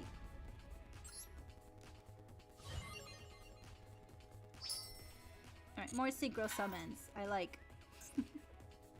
Some war monsters of level 5 or higher have effects that do not trigger when they are flipped face up, okay? If you are too cautious of your opponent's face down defense position monsters, they will end up tribute summoning a monster with a high attack. It's best to counter by synchro summoning monsters with high attack. In particular, Hydro Gen X is recommended because it is easy to prepare its synchro materials by making full use of Gen X Undyne, which has the effect of adding Gen X controller to your hand. Okay, so summon a monster with a higher attack. Isn't that the... okay. I think that's like the basic... But okay, yeah, I'll try to do that. I'll do my best. Don't put too much faith in me. Okay, what does this glowing one do? All machine monsters on the field gain 200 each. Each time a face-up machine monster on the field is destroyed by battle or card effect, place 2 junk counters on this card. You can send this card to the graveyard, then target 1 machine monster in your graveyard whose level is less than or equal to the number. Okay. There's Monster Reborn, I know what that does. Okay, Super Team Buddy Force Unite. That's a great title. Are those the Ojamas? Okay. Target 1 face-up monster on the field, special summon 1 monster from your hand or graveyard with the same original type as the monsters, but with a different original name. What? Again, I read the sentence, but my brain didn't calculate. Hold on. Target 1 face-up monster on the field. Special summon 1 monster from your hand or graveyard with the same original type as the monsters, but with a different original name. Okay, got it.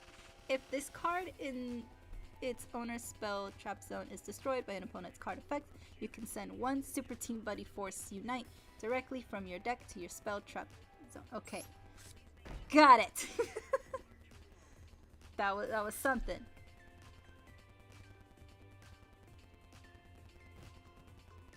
Okay.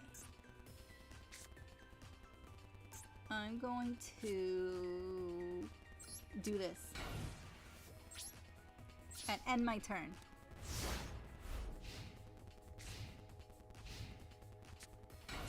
Let's see what happens.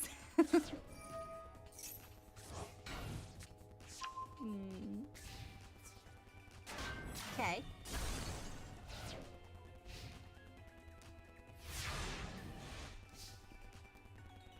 Draw.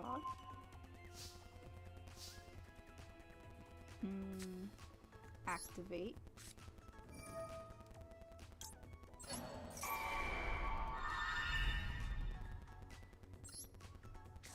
And loop back. Okay. What I need. Let's see, that's 6. You. 1 Gen X controller and 1 more non-tuner water. Or non-tuner earth.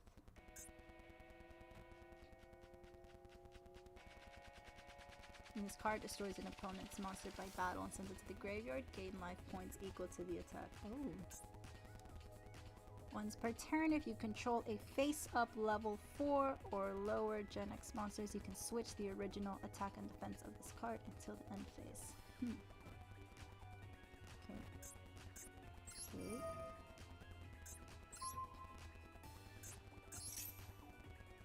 No. Yes. Okay. Summon. Hydra take.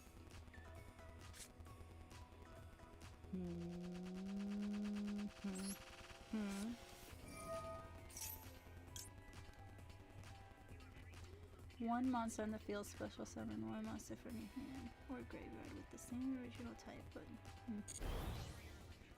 I don't have anything though. If I do,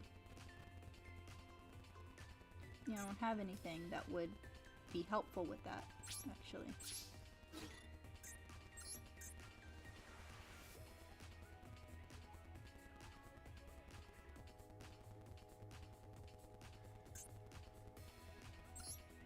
No. Damn it. I should have done the face-up one! End!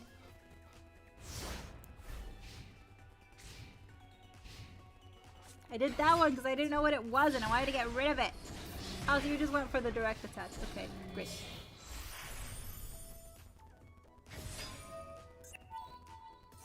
King of the Feral Imps? Add one reptile monster from your deck to your hand. Okay. Draw.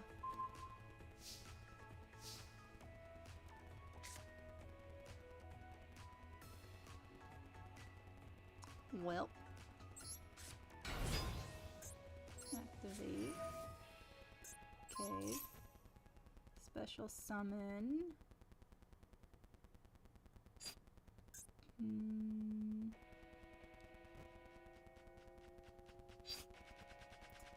So you are Machine for Light Monster.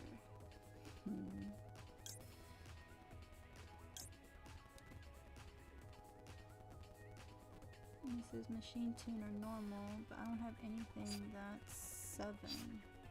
So it'd be kind of pointless. Almost summon this card tributing 1 Gen X monster. Put 5 from each time if a monster you control is sent to the graveyard.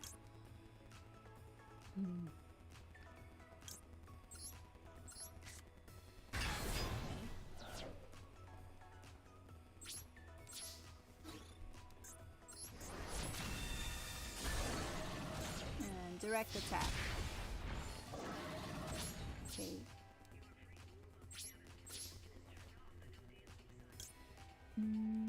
Yes.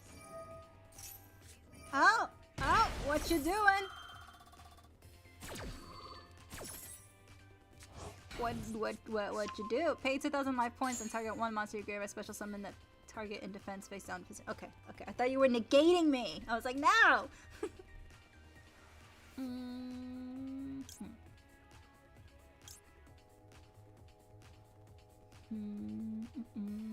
Declare one attribute and discard this card. Select one face-up Gen X monster you control.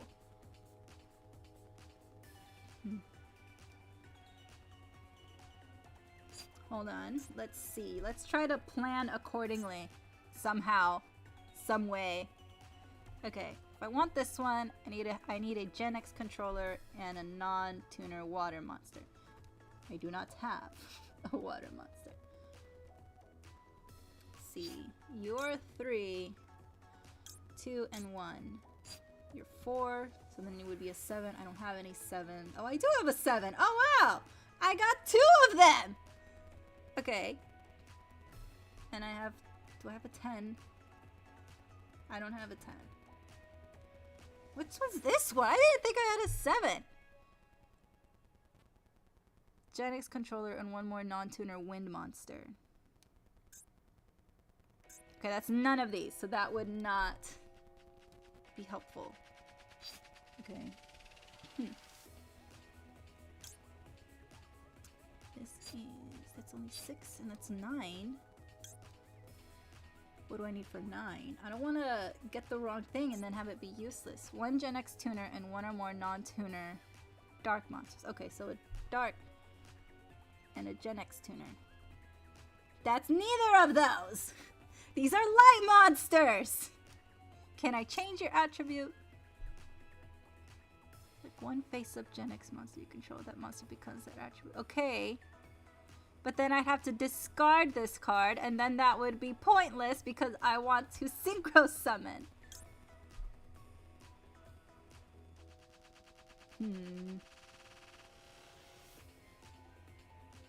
Is treated as the selected monster's name.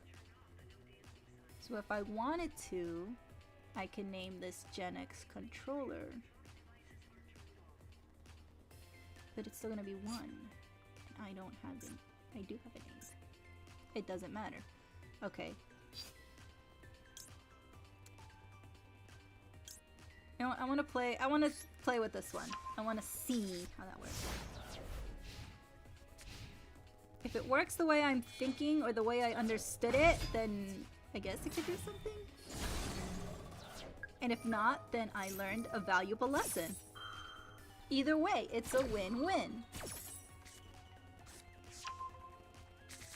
Why does that card look like a Scooby-Doo villain? The Worm Prince. No, get back here. Get over here. Where's your graveyard? There. Oh, I have to click here. Doesn't this look like one of those Scooby-Doo villains that like comes out of the lake and is chasing Scooby and Shaggy around like through the doors, and then they have like old 60s music playing? That's what it looks like to me. It looks like a Scooby-Doo monster. Who's underneath the mask? Oh, it's Old Man Johnson, the janitor for the museum. That's what he looks like. All we gotta do is take off the mask and it's gonna be some old man. Worm Prince, okay. Sure, Mr. Johnson. Where was I? Alright, Gen X worker. Tribute this card to special summon 1 Gen X monster from your hand.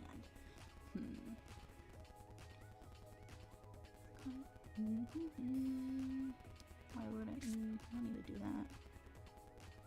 Okay. I wanted to see how you worked. If you worked correctly. Now you can't unsee it! Good. Excellent.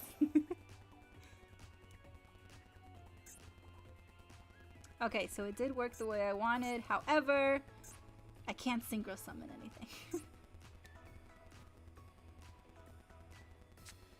Well, I learned a valuable lesson though. It worked exactly the way I understood it to work. Either way, I win.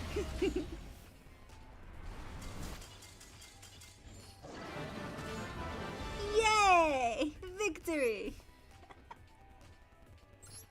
Okay. Gimme. And last one. Last story. Yes. The purpose of the Gen X is still unknown. However, it is a fact that the Gen X have started their own fight against the worms. Some of the engineers of the Ally of Justice analyzed the behavior of the Gen X in the following way.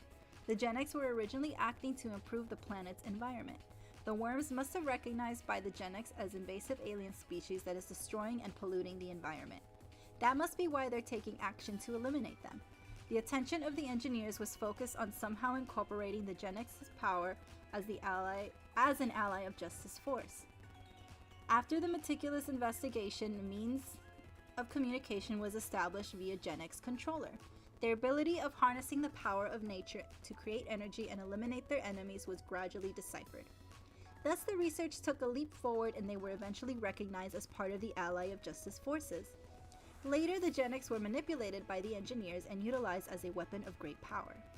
Preparations for a major operations against the worms was steadily underway, regardless of whether the mechanical beings wanted to participate or not. Oh. Ooh, I got an icon. Nice. Okay, more card packs. No. Alright. So that is that one. After that, it's Ghost Meets Girl and then SP Deck Challenge. Is that? That's not an archetype. Oh. So this is the last archetype? Wait, why does that say clear? I didn't do that. Did I do that? When did I do that? When did... I don't remember completing this. Is this when I first did Master Duel? Like 2 years ago? So I definitely didn't do it anytime recently. Huh. Hold on, let me click on the scenario. Maybe if I click on the scenario, it'll bring something back to me. I don't remember. Spectator slaying flames, okay. Do I have to open up my Twitch account again and just see the VODs? Go back 2 years. In that era of warring states, heroes across the lands were in conflict with each other. As some strived to unify the land, nations formed and perished, and countless battles were waged. No place escaped the flames of battle, and the long-enduring wars wrought havoc not only on the fields but also in the hearts of the people. And when the world was devastated, a unique type of monster appeared, the Spectators. The Spectators misled the people and sometimes manipulated the wise into calling for more war. I literally don't remember this. There was a young samurai who devoted his life to battling the Specters. The samurai studied not only various schools of swordsmanship, but also the art of exorcism. Using the Shiranui style method, a fusion of the various arts, he sparked a war before anyone knew, along with like-minded people. Oh, fuck! That was bright! The name of the samurai who vanquished countless specters had spread like ripples among them.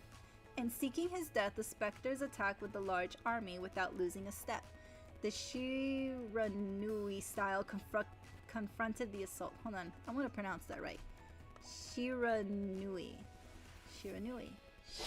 But no matter how strong he was, the samurai was merely a human. In the end, he was overcome and the specters trapped his spirit inside his beloved katana. Meanwhile, the specters decreased in number and lost much of their power, slinking back to the darkness from whence they came. The specters disappeared, but the time will come when they will accumulate power and reappear. Though now a spirit sealed within his katana, the lore of battle and Shiranui-style techniques were passed on to posterity by his surviving comrades. Soon after the dark war between the young samurai and the specters, the world ceased to be at war. Peace had been restored and an era with few knew of the war were ushered in. The battle between the Shiranui style and the specters continued on. Wait, you look familiar. The current generation successor is known as Shiranui Samurai in this post-warring state world. The young warrior shows bravery and courage.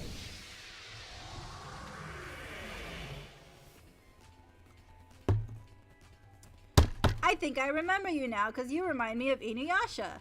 Along with the Shiranui style synthesis, he united with the spirit of the founder of Shiranui and dove headlong into the battle with the specters. Okay, so yeah, I did do this a long time ago and I cleared that. Okay, well then, well let's just finish this up. There once was a group of yokai who so detested the sun's light that they planned to extinguish it. Want to extinguish the sun? And thereby gain control of the human world. To this end, they amassed fearsome levels of mystical power. Alright. So then this is the last one. And then the other ones are challenges. Huh. Well, would you look at that?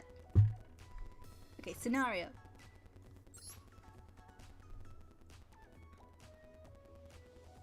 Scheming creatures. Okay. Ah, the sins. The sins. Ooh, okay. Someone's enjoying sinning. At the bottom of the stagnant dark hole, curses echoed through the air. Oh, how sinful, how abominable. Abominable. This is the spirit world, the realm of the dead, a place where negative energy in the world quietly stirs. In this world, where all sorts of things such as the undead roam, the beasts of the night hold the greatest power. Among them, the ones that possessed the most fearsome power were called the Mai Alxx. An ordinary supernatural entity that is not as powerful as they are would not even be able to reach the real world. Real world, that's kind of a tongue twister. Real world. Okay. The spirit world is small and dark. The leader of the Mai Alxx, Yoko the Graceful Mai Alxx, aiming to take over the vast world inhabited by humans, repeatedly invaded the real world. However, in the real world, even after a lapse of time, there were the Shiranui-style warriors that hunted the Mai Alxx. Some prayed to the gods to exorcise the supernatural beings, others cut them down with flaming swords. In the long fight, there were moments where it looked as if the Mai Alxx had conquered the real world. However, in the end, their plans were always stopped by the Shiranui-style warriors. Yet, they did not give up. The Mai Alxx regathered their lost power and waited for the arrival of another opportunity, patiently like a stalking tiger.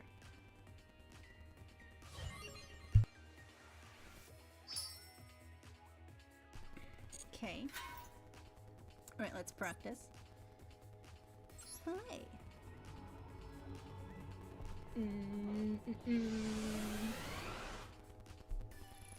And it's the koi fish again. There are monsters that unleash a myriad of effects by utilizing special summoning from the graveyard. Daki the Graceful Mai Alxx is a tuner monster that can be special summoned from your graveyard if a Mai Alxx monster is special summoned from the extra deck. By taking advantage of its effect, you can aim for a high-level synchro summon, triggered by a small synchro summon. Oh, sorry. By a single synchro summon. I don't know where I got the word small from. First I can't read English and now I'm just making up words. In addition, Yoko the Graceful Mai Alxx has an effect that allows the player to select one monster on the opponent's field to destroy when special summoned from the graveyard, making it a powerful countermeasure against the opponent. Okay. Alright.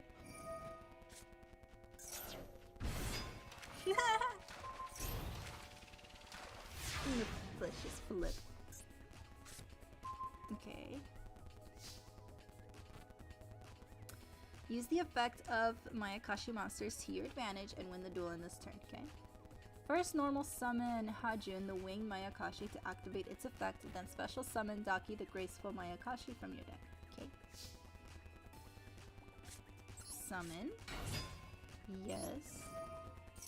We're gonna bring her out. Yeah. Ready to synchro summon. Synchro summon Oboro Guruma, the wheeled Mai Alxx.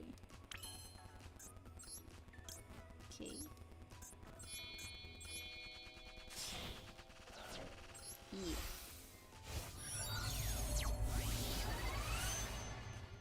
Oh, he has an Oni mask! Daki the Graceful Mai Alxx has an effect that can special summon itself from the graveyard when a Mai Alxx monster is special summoned from the extra deck. Activate the effect, okay? Yes. Yeah. Can be activated any number of times during a single turn. Use this effect to repeatedly synchro summon. Wow, cool! And synchro summon Yoko the Graceful Mai Alxx.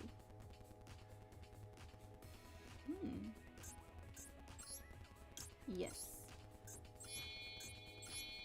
So she doesn't have a once per turn restriction.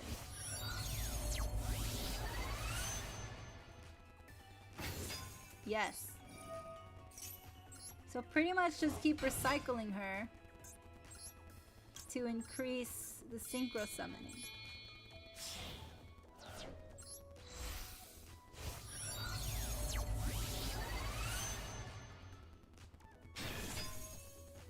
Yes.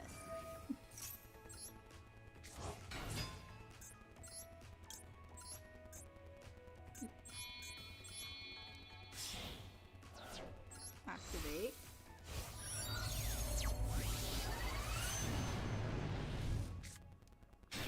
Ah. Do I have any more?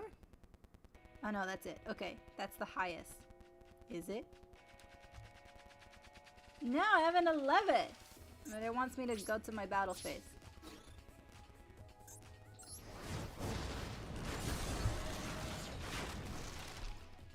And direct attack.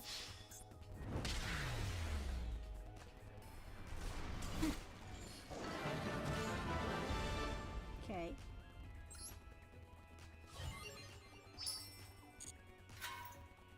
Alright. I liked her effect. String together special summons of Synchro and Link monsters with Daki the Graceful Mayakashi for that extra oomph.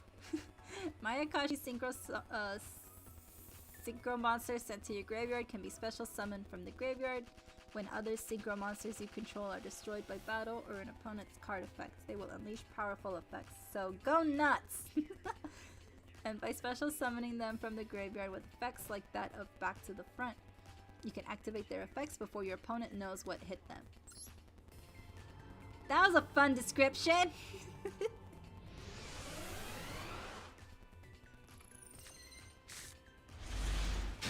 Okay. Let's see. Back to the Front. Target one monster in your graveyard, special summon it in defense. Okay.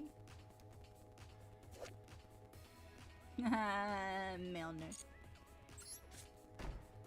Book of Life. Target one zombie monster. Oh, there's zombies! I just realized. Okay.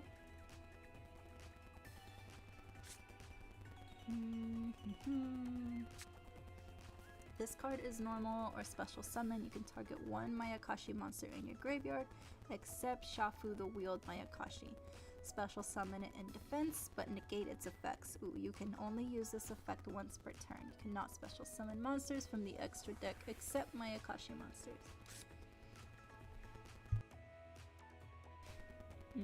If you control a Mayakashi card other than Yuki Musume, the Ice Mayakashi, while this card is in your hand or graveyard, you can special summon this card. Then send one zombie monster from your deck to your graveyard. You can only use this effect once per turn. Okay.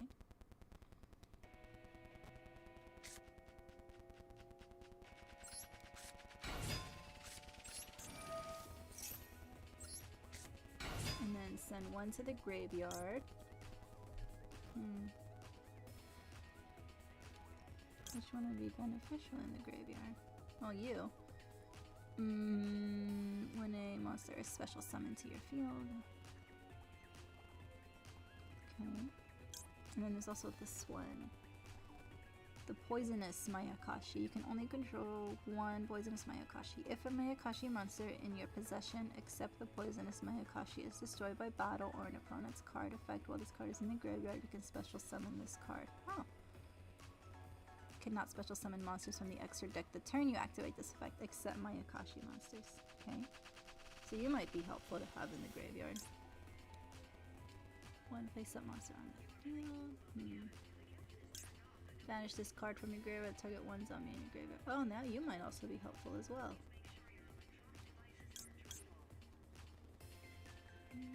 Tribute one zombie monster. If this card is banished, you can target one of your banished. Okay. Why is there a sexy slutty dog? Oh, that's a bull. It looks like a dog.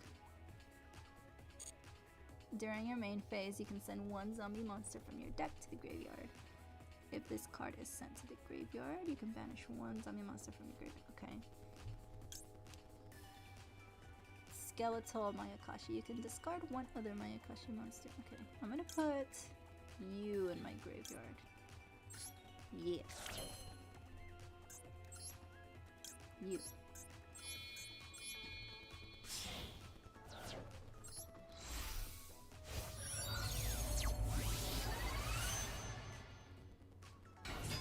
Yes.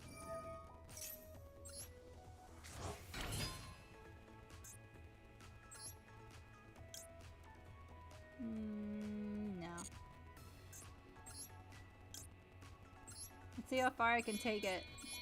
And let's see if this backfires and bites me in the ass. It's only my first turn.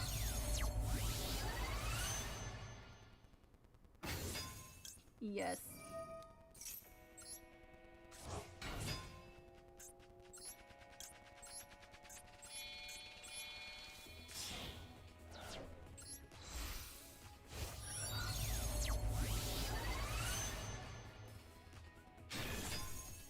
Yeah.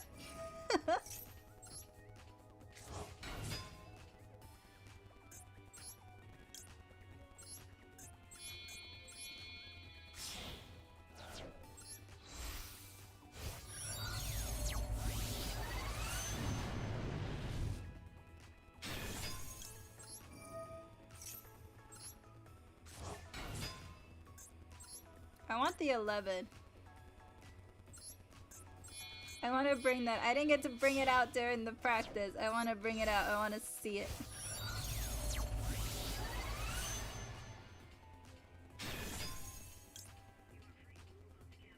Yes. Put her here. I think I'm done with her. Yeah, I'm done. Okay. And phase. Oh, you sent me the animation. Thank you.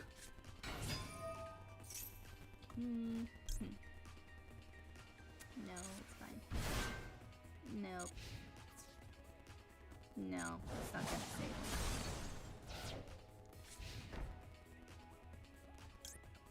me. Yes. Let's bring out that one.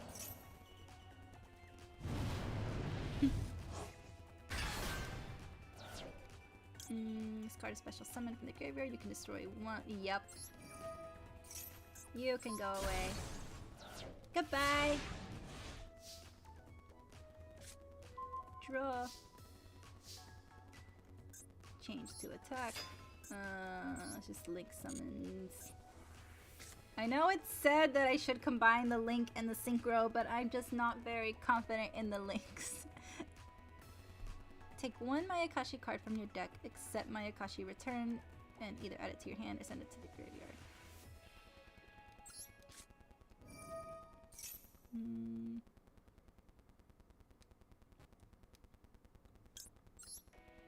Yes. Book of Life. Target one zombie monster in your graveyard and one monster in your opponent's graveyard. Special summon the target.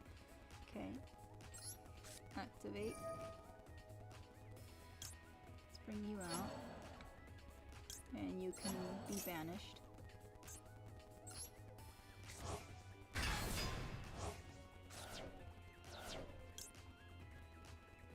Select. Ooh.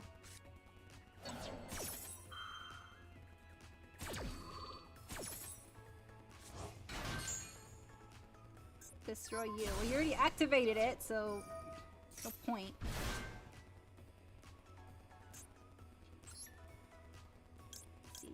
You control. You can special summon this card and then send one zombie monster from your deck to the graveyard.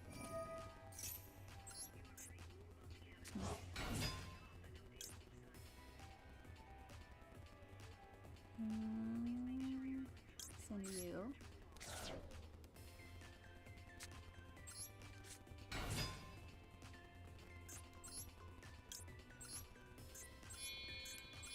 Have another one. That is 4 secrets.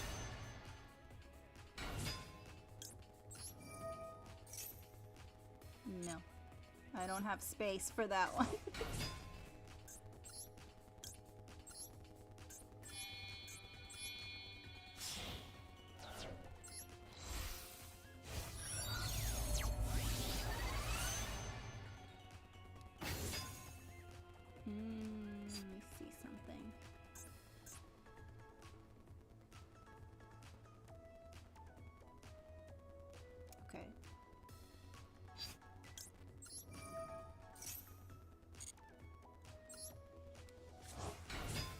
Actually, yes. Let's do you. That one.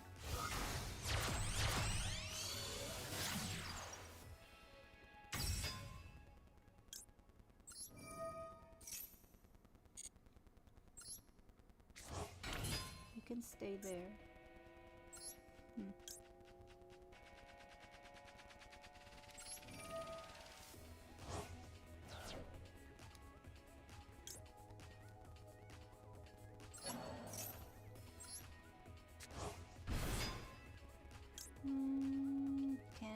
Each player send their top 3 cards. Okay. Alright. I think I buffed myself up a bit. I think I'm good. Yes. Go away.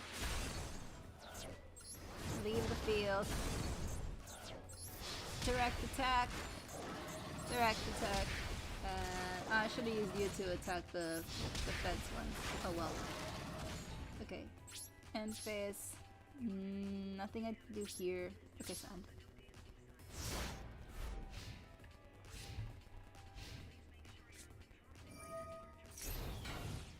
What did you do to me? They lose 100 attack defense for each Mai Alxx monster with a different name in your graveyard. Bitch. Okay.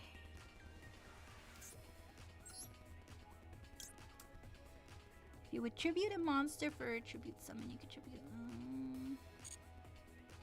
I mean, I can still attack you.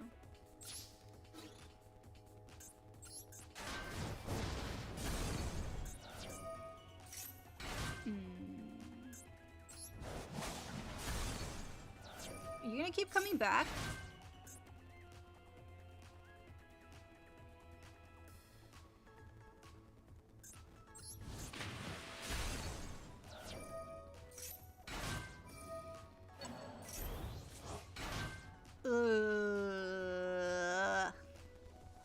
This is annoying.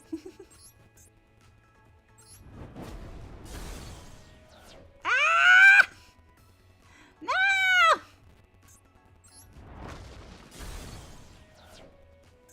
Finally! Jeez! Oh wow, I retained all my life points. Would you look at that?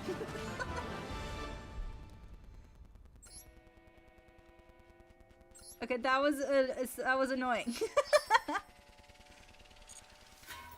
Okay, go. Play. From where one could not tell, but a war of ambition's fury could be heard. We are the flames of the spirit world. It is time to extinguish your meager embers.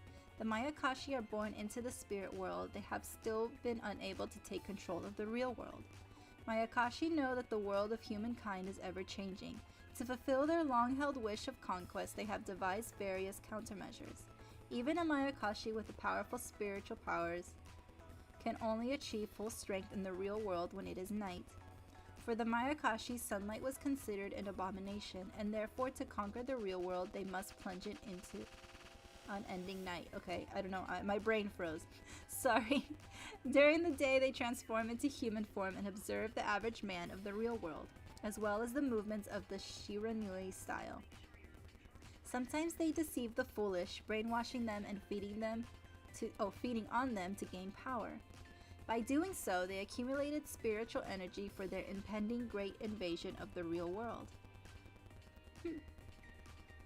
Well, how many years have passed since the fierce battle against the Shiranui style? Just when the threat of the Mai Alxx was starting to fade from the memory of the people, the shrine of the Shiranui style was destroyed and the seal of the Mai Alxx was broken. This was done by none other than the Mai Alxx who remained in the real world after the previous war. Yuki Onna, the Ice Mai Alxx. The leader of the Mai Alxx, Yoko the Graceful Mai Alxx, has returned with incomplete memories and powers. The return of the Mai Alxx is near, and when they come, another battle with those of the Shiranui style will ensue. So it's a never-ending battle between them. Cool. Okay, I like this one. No, I don't want to go to the store. This one was really fun. Okay, so that's all of them. Okay. Wow, I just have to go back and finish the 4 and 5 stars for these. And then there's special deck challenges. What are they? I just want to take a peek. Oh, they're nothing but 4 and 5-star duels. Yeah, okay, yeah, no, that's not happening. At least not right now.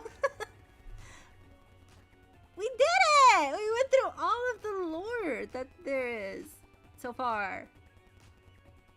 Wow! I didn't think I'd get there this quickly. Okay, yay! Okay, so we're done with that. Let me drink some more water.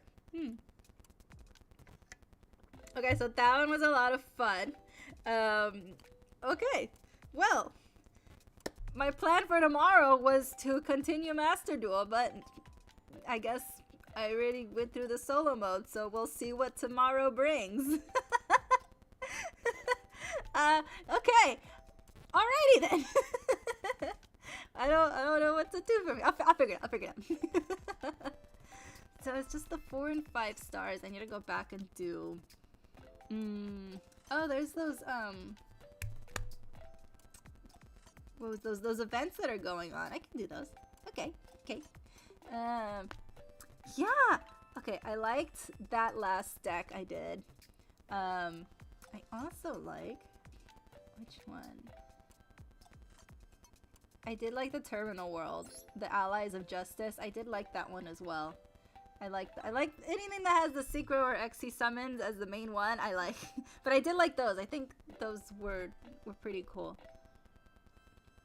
What animation from the Yu-Gi-Oh reel is my favorite? Ooh, that's a great question. I don't know. Which is my favorite? Maybe we should do a ranking of animations. Ranking from like a tier list or something. I don't know. I mean, I like all of them. I don't know if I have a favorite. I have to think about it. Which one's your favorite? I wanna know your favorite. If you have a favorite, or if you're like me that likes all of them. I don't know. I have to. Which one is my favorite? Yeah, I think we'll just do a tier list. Maybe we'll do that for tomorrow. We'll do a tier list. Speaking of tier list, I want to do a VTuber Smasher Pass. I feel like I'm the only VTuber that hasn't done one lately. At all? I haven't done one at all. I feel like every VTuber out there has done one, and I haven't done one. I feel excluded. So now I feel like doing one. Ice Barrier and Fallen of a Blaze. Oh, Ice Barrier is good. Yeah. This is really hard. I don't know. I'll think about it. I'll have an answer tomorrow. I have to think about which ones I like. I don't wanna. I don't know. Now I'm gonna ponder it all night. Which one do I like the most? Which one's my favorite? Thank you for that, Kaiser. That's gonna keep me up all night now.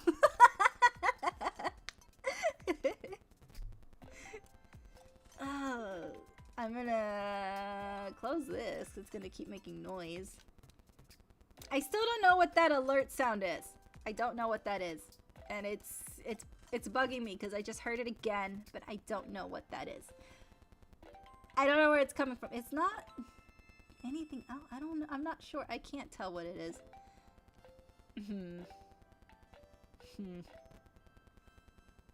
Anyway, I'm gonna go crazy if I start looking for it now, and then I'm gonna start opening and closing things that don't make any sense, and then more noises are gonna come out of this computer that I don't know. Ugh. It's fanbase canon that the rabbit is the one that's in the Gundam. The rabbit is in there. I love it. The rabbit's in the Gundam. Oh. There it is again. Okay. It's gonna drive me crazy. I don't know where that's from. Okay, anywho. Whatever. I want to go and finish the Godzilla movies tomorrow as well. Actually, I don't even know if it's finished because they're not even playing in like in any specific order. They're just playing constantly on the channel.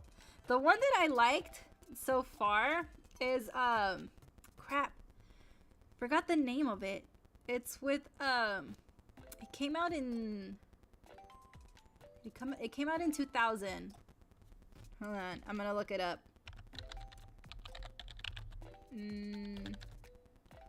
Not the American one. Damn it. Not that.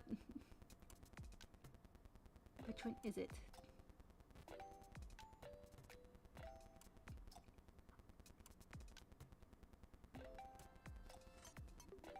Is it this one? I'm looking up. No, it's not that one.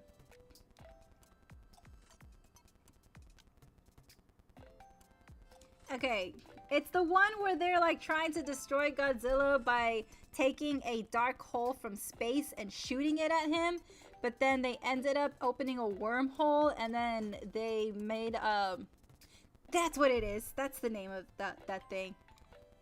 Yes. I'm gonna mispronounce it. The Mega Gearus. That's the one. I knew it came out in 2000. Versus the Mega Gearus. I like that one. I don't I like the whole shooting the black hole from space at Godzilla, and it didn't even work. I mean, they were able to shoot the black hole, but I mean, they can't kill Godzilla. He lives. He is eternal. He's never going anywhere. And then the wormhole making the giant dragonfly. I thought it was a cicada at first, but I like that one. That one's my favorite so far. Checking out 7 Spellblades. Oh, okay. Yeah. I want to see that. I took a break from watching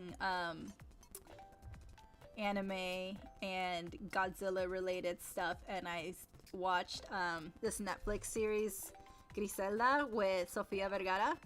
I finished it in one sitting. It took me like less than a day to finish it, and it's so good. It's 6 episodes.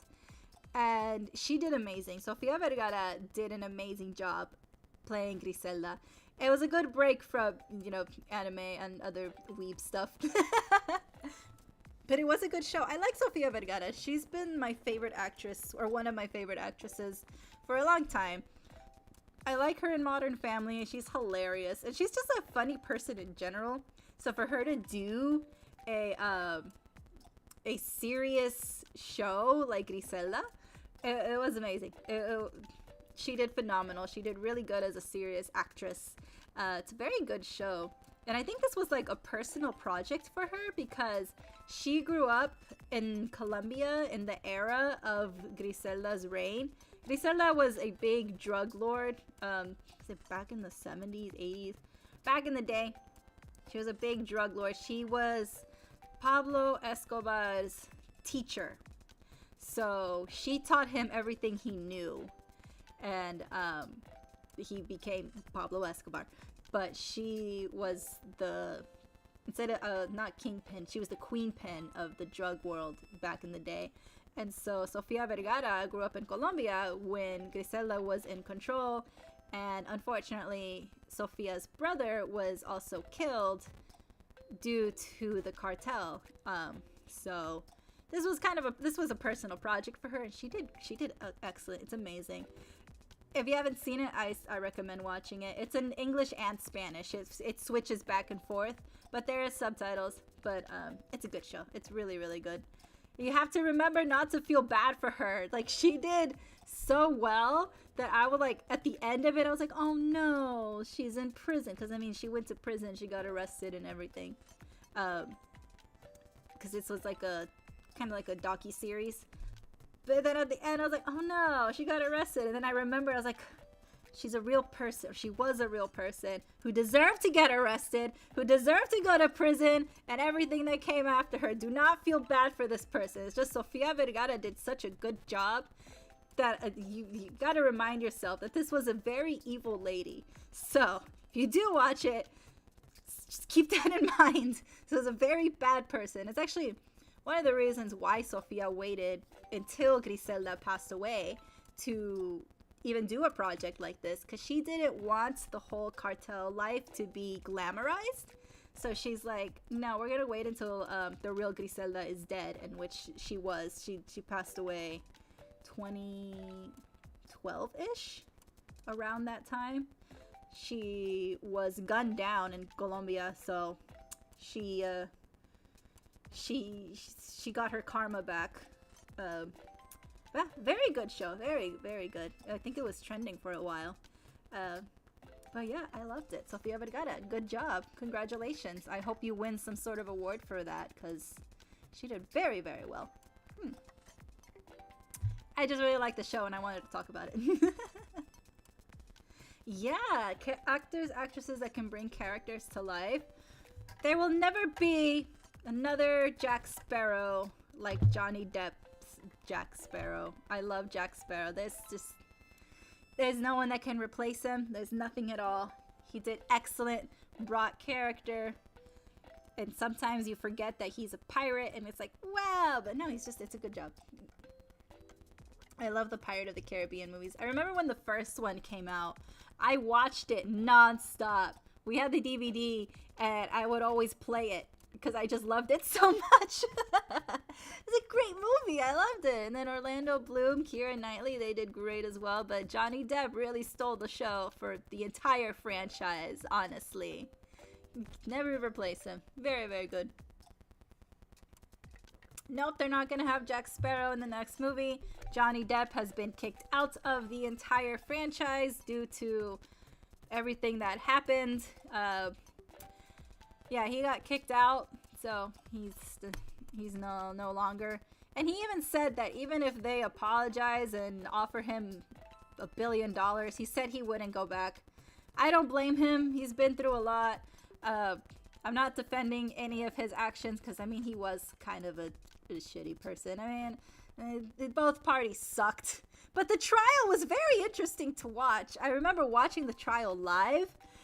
It was an adventure. It was so stupid. I think it was one of the dumbest things I've ever seen. Mainly because her lawyers were so stupid. I think one of them, there's this one moment I remember in the trial. Oh my God. Her lawyer, Amber Heard's lawyer, was questioning a witness. And the witness was answering. Remember, this is her lawyer that asked the question. Witness is answering. And the lawyer objects to the witness answering his question. I was like, what the fuck? Did you really just object to your own questioning? I was cracking up laughing. Yes, the trial was so hilarious. Her dog stepped on a bee. Hello, Rippy. Her dog stepped on a bee. That audio was trending on TikTok for so long. Oh my gosh. I think the trial, the whole era of the trial, is when the internet came together and just created something hilarious. Yep. Both parties were in the wrong. He did not deserve all of that. Because, I mean, she wasn't innocent either. But nothing really happened to her. She got to keep all her roles. Nothing happened. He lost a lot. Now, I've always said this since the beginning of their entire ordeal. If she were to have sued him for being a bad husband, for having a shitty marriage, and for just, not being a good partner, I think everybody would have been on her side. Because Johnny Depp doesn't really have a good history of, being a good husband. He's been divorced before. So it's like if she would have just said, yeah, I'm suing you for a bad marriage, I think we all would have been like, yeah, okay, well, we agree that this was a shitty marriage. You deserve some sort of compensation. But no, she did not. It went into something else, and it's like, okay, you both suck. He lost a lot more than she did. But the trial was very entertaining to watch. And yeah, they I don't know how they're lawyers. I don't know how they're attorneys. I don't know where she got those attorneys, but I'm glad that she got them because those were a fun 2 months. I think it was a 2-month trial. It started like in April and it finished like in May. So it was like a month. I think a month. Just, yeah, a month or something. I'm gonna say 2 months. But it was a very entertaining time. I loved watching it. Okay, well, finish drinking my water. I think that's it for tonight, guys. I will see y'all tomorrow. It's so good to be streaming and to be talking again and talking to you guys and having so much fun. Talking to myself was not as entertaining. I missed you guys. I'll see y'all tomorrow. Thank y'all for joining me today. I missed y'all so much. I miss chatting with you guys and talking and everything. Oh, I'm so happy. I'm gonna go to sleep with a giant smile on my face because I just made my night to be back. Thank y'all so much for joining me. I hope you all have a good evening. Have a good night and sweet dreams. Bye.